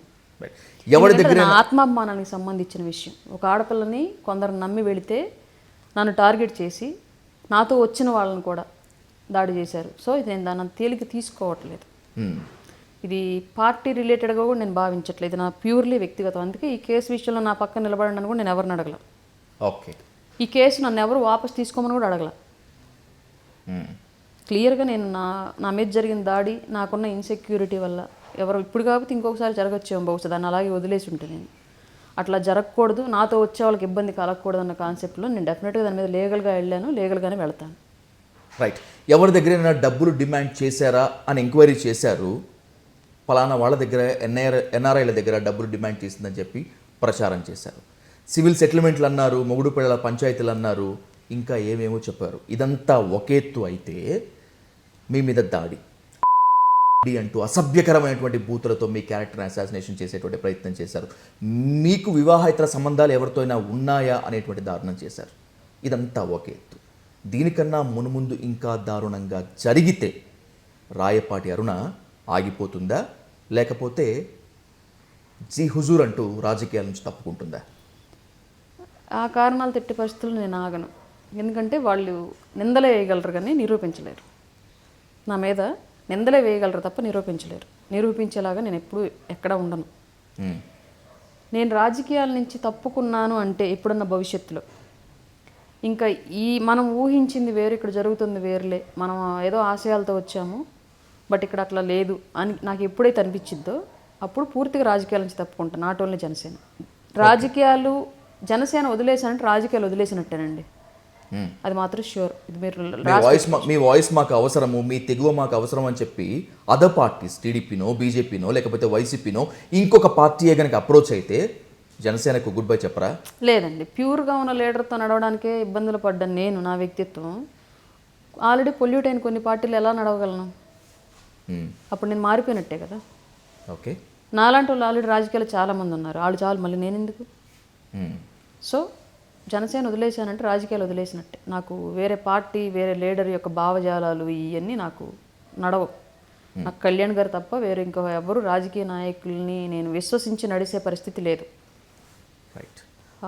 అభివృద్ధి అంటే మేడలు మిద్దెలు రోడ్లు మాత్రమే కాదు, ఒక సమాజం అభివృద్ధి చెందింది అని పరిగణించాలంటే మహిళలకు దక్కే ప్రాధాన్యత మీదనే ఆ సమాజం అభివృద్ధి చెందిందా లేదా అని చూడాలని చెప్పి భారత రాజ్యాంగ నిర్మాత డాక్టర్ బాబాసాహెబ్ అంబేద్కర్ అంటారు. సో ఎన్ని అవమానాలు భరిస్తున్నా, ఎన్ని ఆటుపోట్లు ఎదురవుతున్నా మీకంటూ ఒక మార్క్ క్రియేట్ చేసుకునే రాజకీయాల్లోకి వెళ్తున్నారు. పార్టీ ఏదైనా కావచ్చు, భావజాలం ఏదైనా కావచ్చు, మీరు అత్యంత ఉన్నత స్థాయికి చేరాలని, ఎక్కడికి వెళ్ళినా కూడా మీ బేస్ మర్చిపోకూడదని, ఏ పార్టీలో ఉన్నా ఆడవాళ్లపై అత్యాచారాలు జరిగితే ముందుగా మీరే నిలబడి వాయిస్ ఇవ్వాలని చెప్పి మనస్ఫూర్తిగా కోరుకుంటూ thanks for this time and all the best for your future Aruna garu. Thank you so much. Thank you అండి. Thank you sir.